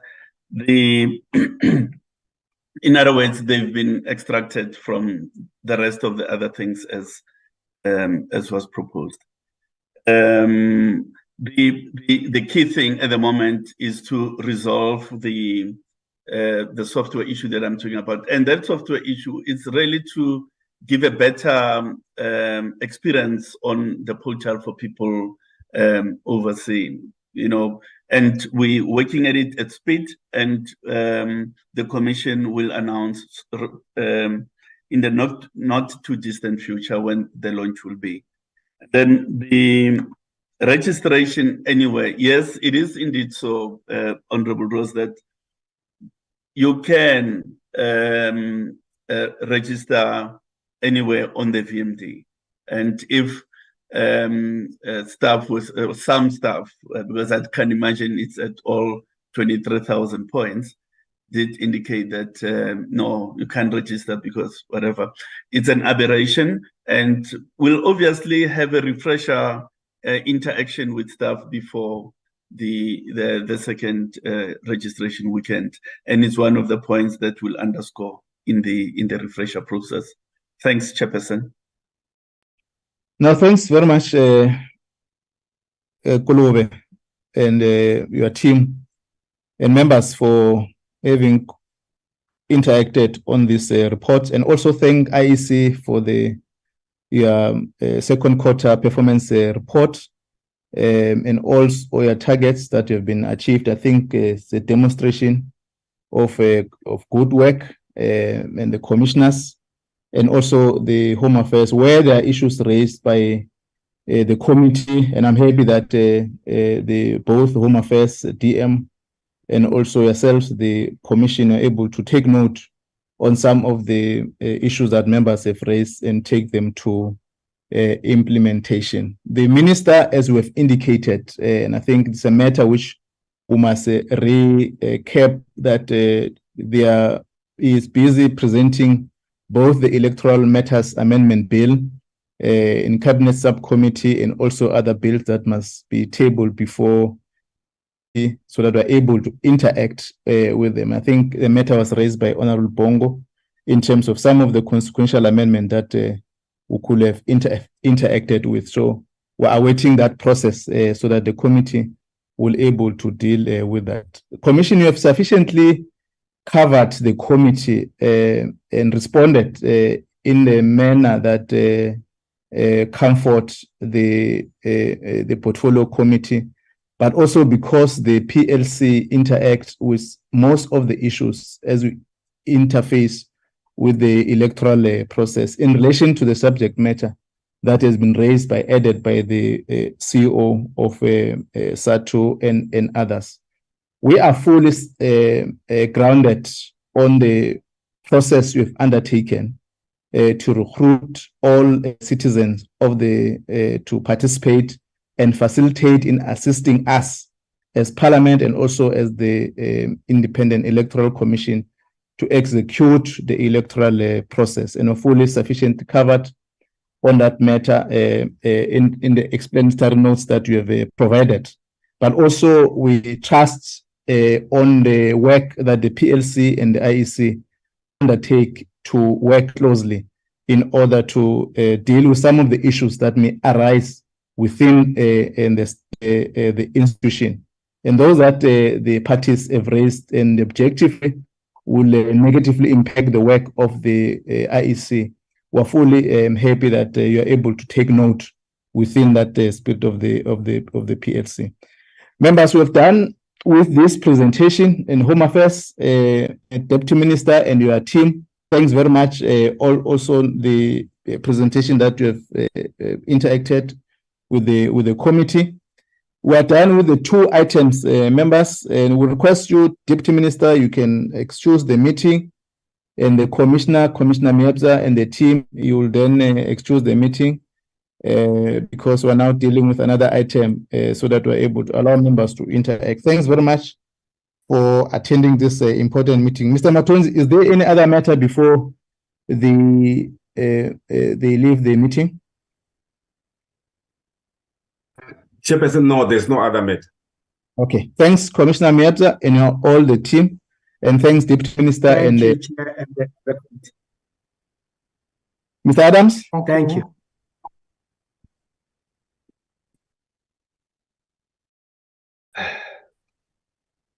Good morning, members and Chairperson. I'm just showing my face, but I'll turn off the video just to save bandwidth. Yes, members were already engaged in this process of the legacy report in our strategic planning at the beginning of the year, where we drafted the first draft of this legacy report. And now the administration of Parliament is requiring us to submit a revised draft. And this revised draft is according to a new template that's been given to us, so it's slightly different format than the legacy report presented at the beginning of the year, so that there's institution-wide similarity between the various reports so that it can be integrated into one large report. For the sake of time, not much has changed since the last legacy report. I've just updated the progress made by the committee since our April-May meeting, and for here now, we'll just quickly cover the executive summary in the beginning and the outstanding recommendations at the end, which are basically what work this committee has not been able to complete and will need to be considered by the next committee of Parliament, in the 7th Parliament. That said, there is also time for the DHA and the other entities to respond to some of these issues prior to the rising of Parliament, and so the report will be updated as one of the last processes that this committee undergoes. So, just briefly, the executive summary indicates that the key issues over the 5-year of the Portfolio Committee legislative schedule was that it dealt with 4 amendment bills and conducted 7 oversight trips, and in addition to 4 joint oversight trips relating to illegal mining and civil unrest. The planned schedule of the committee were not strictly adhered to due to the need to arise to issues of concern, the lockdown-related and COVID pandemic restrictions and amendments to the Electoral Amendment Act, which took almost 3 years to process due to extensive consultations, debates, and protracted drafting processes by the Department of Home Affairs. Despite the significant obstacles, the committee had a busy schedule and a good working relationship with the Ministry of Home Affairs, the Electoral Commission, and the Government Printing Works. The committee expanded its performance and budgetary oversight to include presentations on quarterly reports of the Department of Home Affairs, Electoral Commission, and Government Printing Works, and worked closely with the Office of the Auditor General and National Treasury. Towards the end of the term in 2023, the Border Management Authority was also established as a new entity falling under the oversight scope of the committee. The key areas of future work are that the committee will need to follow up on the implementation of the State Capture Report to address some outstanding issues, including the amendments to the Electoral Act to provide for electoral system that will make members of Parliament accountable to define constituencies on a proportional representation and constituency system for national elections. There will be significant ongoing work related to implementation of the Global Compact on Migration, African Union Vision 2063, and the country's policy white paper on citizenship, immigration, and refugee protection. The committee will need to oversee completion of the advanced printing facilities at the GPW in Pretoria to prepare for the phasing out of the Green ID book and full rollout of the Smart ID card, as well as the introduction of e-passport and potential African Union passport. There are outstanding draft pieces of legislation at an advanced stage, which will have to be processed by the committee, including the DHA bill, the Marriages Omnibus bill, the State Printers bill, and the revisions to the Immigration and Refugees bill. The committee will need to monitor the implementation of the outstanding recommendations of its prior budget review and recommendation reports, not all of which are covered in this legacy report. The challenges emerging is that a significant portion of the term of the committee was conducted under the restrictions put in place during the COVID-19 pandemic, which decreased the targets set by the DHA, GPW, and IEC, as well as the related budget and achievements against even these reduced targets. The committee mode of work also changed from more in-person meetings and oversight trips to primarily online meetings. In some ways, this improved the efficacy of expenditure against the backdrop of decreased budget allocations and a constrained fiscus, as the cost and time of flying to Cape Town for committee meetings and by the committee and entities was reduced significantly and allowed for more focus on constituency work and easier access to committee meetings by interested members of the public. The Department of Home Affairs took a significantly longer than promised time to draft the Electoral Amendment Bill and the related Consequential Electoral Matters Bill, which contributed to delayed response by the committee to meet the Constitutional Court deadline to amend the Act before June 2022, as well as the need for Parliament to rush to complete the bill in time for the 2024 election, with enough time for the IEC to implement the related changes. This was in part due to the limited legislative drafting capacity both within the DHA and within Parliament. The broader international perspective needed by the committee in its work around electoral legislation and systems reform was undermined by repeatedly declined applications for international study tours, in part due to budget constraints. The GPW experienced significant management and labor issues, as well as a significant IT failure and data loss, which led to extensive disruptions to its annual reports, audits, and the need for protracted external and internal interventions and remedial action. A lengthy period with an acting chairperson delayed key legislative and oversight decisions by the committee. By the committee, to make it more specific. The committee only had a dedicated researcher for half the time of its term due to a lengthy appointment process, budget limitations, and a resignation. So then to briefly go through the report, there's an introduction into how the Parliament has functioned and our main work. The matters left over from the previous 5th Parliament, which are still on matters of concern, an overview of how the report has functioned, an overview of the work of the committee, including its legislative and oversight work, a summary of the outstanding recommendations of all these, the oversight trips conducted to the various provinces, and then the engagement of all our different stakeholders, the process undergone by particularly the Electoral Amendment Bill in terms of public hearings and public participation, which obviously took up a lot of our time. And then obviously the restrictions already mentioned around the conducting of study tours, as well as statutory appointments, in our case mostly for the IEC commissioners. There are then a summary of the state capture recommendations and what is still outstanding. Details of the various pieces of legislation that we went through and what is still required. And then our key projects in terms of the large scale project priorities that we need to conform to. In terms of, for instance, the medium-term strategic framework, the National Development Plan, and the annual State of the Nation address commitments. So these are some of the ones mentioned from this year. And then some of the more elaborate details of the challenges encountered by the DHA, the IEC, the Government Printing Works, and the Board of Management Authority. I then listed the outstanding issues, which subsequent to the sending of the draft report to the members, I've just divided those recommendations into the 4 entities, so they're not just one long list, as well as recommendations specifically to Parliament. So going through the DHA first, the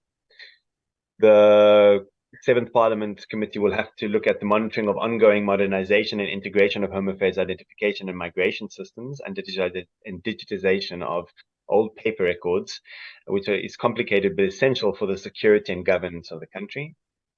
Need for more systematic report back by provinces on issues identified during oversight by the committee. Ongoing engagement with DHA and CETA on network downtimes, including for mobile officers. A follow-up on the implementation of the Lubusi permit review recommendations and the subsequent delegation of functions back to lower-level staff by the DG to address the backlog created by the investigation and COVID-19.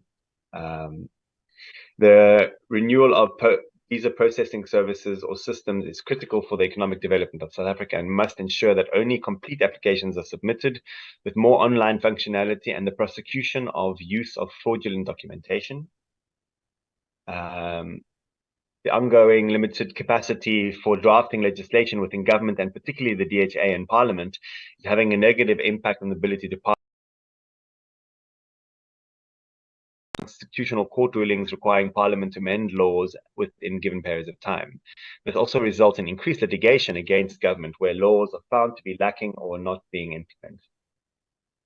Draft Immigration Amendment Bill 2018 dealing with deportations was pending further engagement with stakeholders by the department on its implementation and may rather form part of a comprehensive overhaul of the Act planned by the DHA for the 425 period. Paper is due in 2023-24, and members will know that this is open for public comment, the draft version of this white paper, and related bills in 25-26. It is critical that this policy strikes the right balance between security, economic development, and compliance with international human rights commitments, as well as regional integration initiatives of SADC and the AU. Continue to expand the rollout of services through mobile offices and bank branches to address the issues such as late registration of birth that are not responded to. IEC. New appointment of electoral commissioners will need to be done well ahead of their 2027 and 28 term expiration.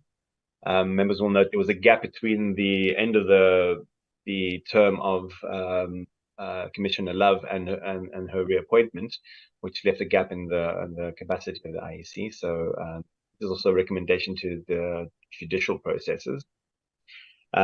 Monitor the establishment and progress of the Electoral Reform Consultation Panel, and the consequential amendments from the Electoral Amendment Bill will require electoral system reform well before the 2029 national elections. Given our experience of the delayed process of drafting the related legislation in this term. PW, the State Printers Bill has been promised and delayed by the government printing works since the 5th Parliament and must be monitored for urgent implementation. The ongoing audit challenges and ministerial review panel on the GPW loss of key financial data in 2021 and 22 will have ongoing impacts on its annual reports for the medium term. The BMA, the full capacitation and role of the BMA to all naval ports. The full capacitation and rollout of the BMA to all naval ports will need to be monitored by 2029. Monitor the effectiveness of the BMA in terms of cost and capacity as compared to the former functioning of departments serving these functions. So already we're seeing that the BMA in this regard is indicating that they have limited capacity and financing, but the big selling point for the BMA legislation was that it would be more effective and efficient than the current functioning. So this comparative analysis will need to be done in the long term. In terms of recommendations to Parliament, there needs to be consideration for making more than one committee meeting for the committee in a week, given the capacity for the committee to address all its demand for targets and progress. Then considering the need for the committee to have international awareness of electoral systems and modalities, as well as migration management, when considering application for study tours, and for committee members to form part of parliamentary or interparliamentary election observer missions, and monitoring the outstanding budget review and recommendation report recommendations. Those are recommendations, and then the conclusion is just a summary and a high-level summary of the same issues, pretty much the same as was covered in the executive summary at the beginning. So this is what we have thus far. I hand over back to you, Chairperson. Thank you, Mr. Adams. Members, we can note the presentation. We can then deal with it. Members will look at it. There may be other issues you want to add, and in our next, and I think Adams will advise on the submission date of the legacy report. What I'm aware that once we've concluded on our committee sitting, we'll able to have a final legacy report, and I think it will be important that we take time and note on the report. Before then, Mr. Adams, when is the due date to submit this final report so that members can contribute, informed by some of the issues that will be advising us? Chairperson, the end of November. So that will be next week, Thursday. So I'm open to receive input from members now, or if you guide us, I can get written responses and we can deal with it in next week, Tuesday's meeting.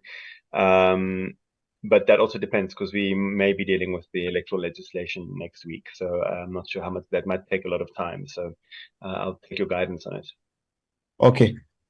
Let's then defer it to ask members to go through the document. I know they've went through it, but let's give more time so that when we deal with this in legacy report, we're able to have a sense of what are the priority issues that will be in the 7th Parliament, as you raised here, must be priority for the committee. I'm raising this because you know that the matter that involves the minister and the DG, which I think they've been imposed with fines, arises from the 5th Parliament.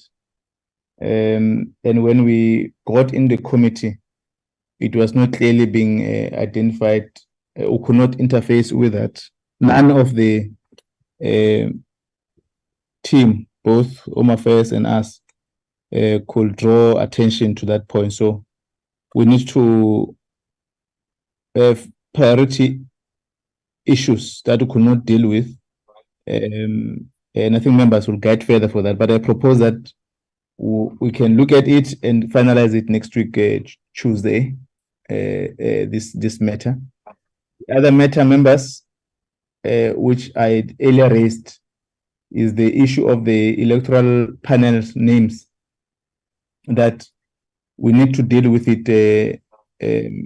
We need to get the minister to come to the committee and brief the committee. It has been longer, and the time frame is also lapsed.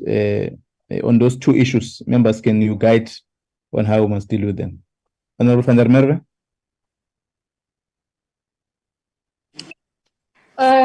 Chairperson, I think on the issue of the names, I think when the minister comes next week, if we are dealing with the electoral laws amendment or consequential amendment issues next week, would he be able to brief us next week? I think we've only got about 2 meetings left for this term. So I do want to support you that it's becoming quite urgent that we get that briefing, hopefully next week, if possible. Thank you. Okay. Honorable Molekwa. Honorable Kanyile. Thank you, Chairperson. I've been covered by Honorable van der Merwe. Thank you. Thank you. Honorable Pillay. Thank you very much, Chair. No, I support your proposal that you give members time to be able to look at the legacy report. And I also agree that the minister should try and be able to brief us next week. Thank you. Thank you. Honorable Ruas. Thank you, Chair.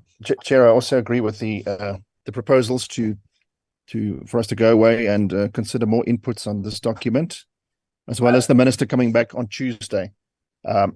Chair, I just want to re-emphasize that the minister said last month that he's going to be finalized with us in November. So November's already passed. So it's not only a matter of saying, why didn't you do it? But there really is a serious concern now that even the late deadline has still not been complied with. But yes, Chair, we'll discuss it next week. So I agree on that. Thank you. Okay, thank you. Honorable Bongani Bongo.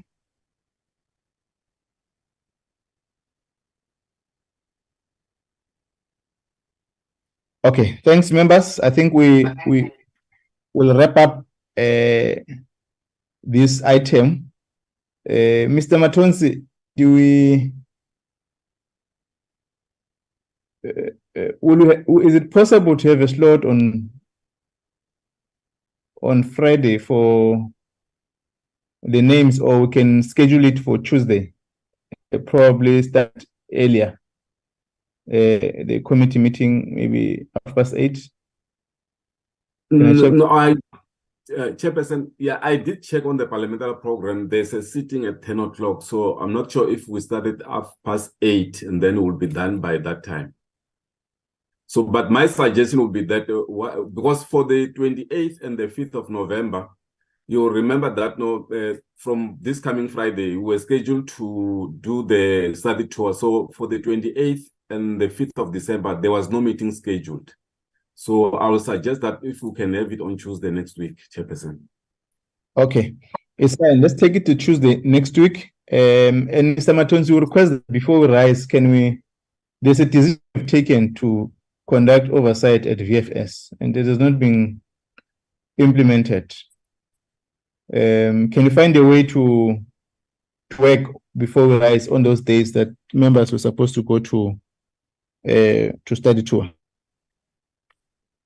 I don't know, but I will check, Chairperson, because at the moment, when we applied for the study tour, it was during when Parliament will be sitting. So from next week, Tuesday as well, until I think the 5th of December, there will be sittings in the National Assembly. No, I'm not disputing that. Chiefs are conducting oversight on their work. Can we find a way to get to that decision to be implemented? Okay, no, I'll just try to find out from my manager how we can do it, because I have got no idea how we should do it, Chair. It's fine, talk to your manager, but let's find a way to implement the decision of the committee. Committees are going to conduct oversight. They are sitting in their portfolio committee meetings. There are 10 sittings. Can you assist us to navigate the itinerary of the committee? I will do that. Okay, thank you. Is there any other matter on the agenda, Mr. Matonzi? Yeah, it's adoption of the 2 sets of minutes, Chair. Okay, can we deal with that? Okay, Chair, then show you are able to see the minutes that we did not adopt last week is the 7th of November. That is where Honorable Lotrick briefed the committee on the Electoral Amendment Commission bill. That is the private members bill, Chairperson. That was her first briefing. Those are the members who were there in the meeting. Okay. Any comment on the before we adopt?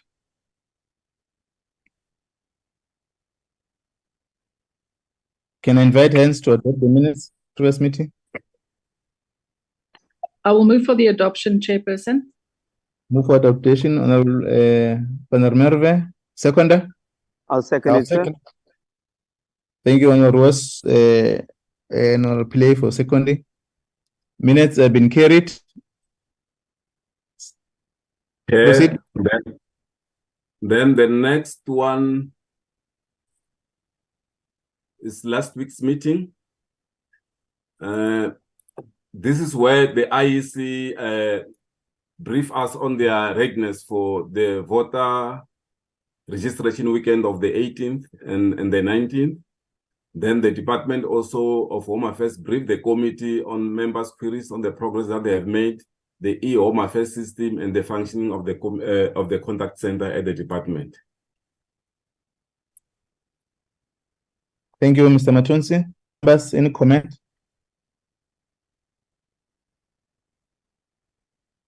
Can I invite hands for adoption? Chair, I'll move for the adoption. Thank you, Honorable Pillay. Seconder? I will second, Chairperson. Thank you, Honorable Merwe. Thank you, members. The 2 minutes have been carried. Those are the 2 sets of minutes, Mr. Matonzi? Yes, Chair. Okay. Thank you very much, members, for your attendance to the portfolio committee to interact with the Home Affairs issues in relation to the voter registration, and also your comments, and also to interact with the presentation by IEC on the second quarter performance report, and also on the voter registration weekend, and advices that you have raised to these 2 stakeholders. We have, if you realize that we have taken out the item on the preparations for 2024 provincial and national elections. We'll defer that to next year. We'll call items we're done with some of the issues in relation to the electoral matters amendment, so that we're able to have a comprehensive report on both the Home Affairs and the Independent Electoral Commission. Thanks very much for attending this meeting. Our meeting stand adjourned. Thank you, Chair. Thank you, Chair.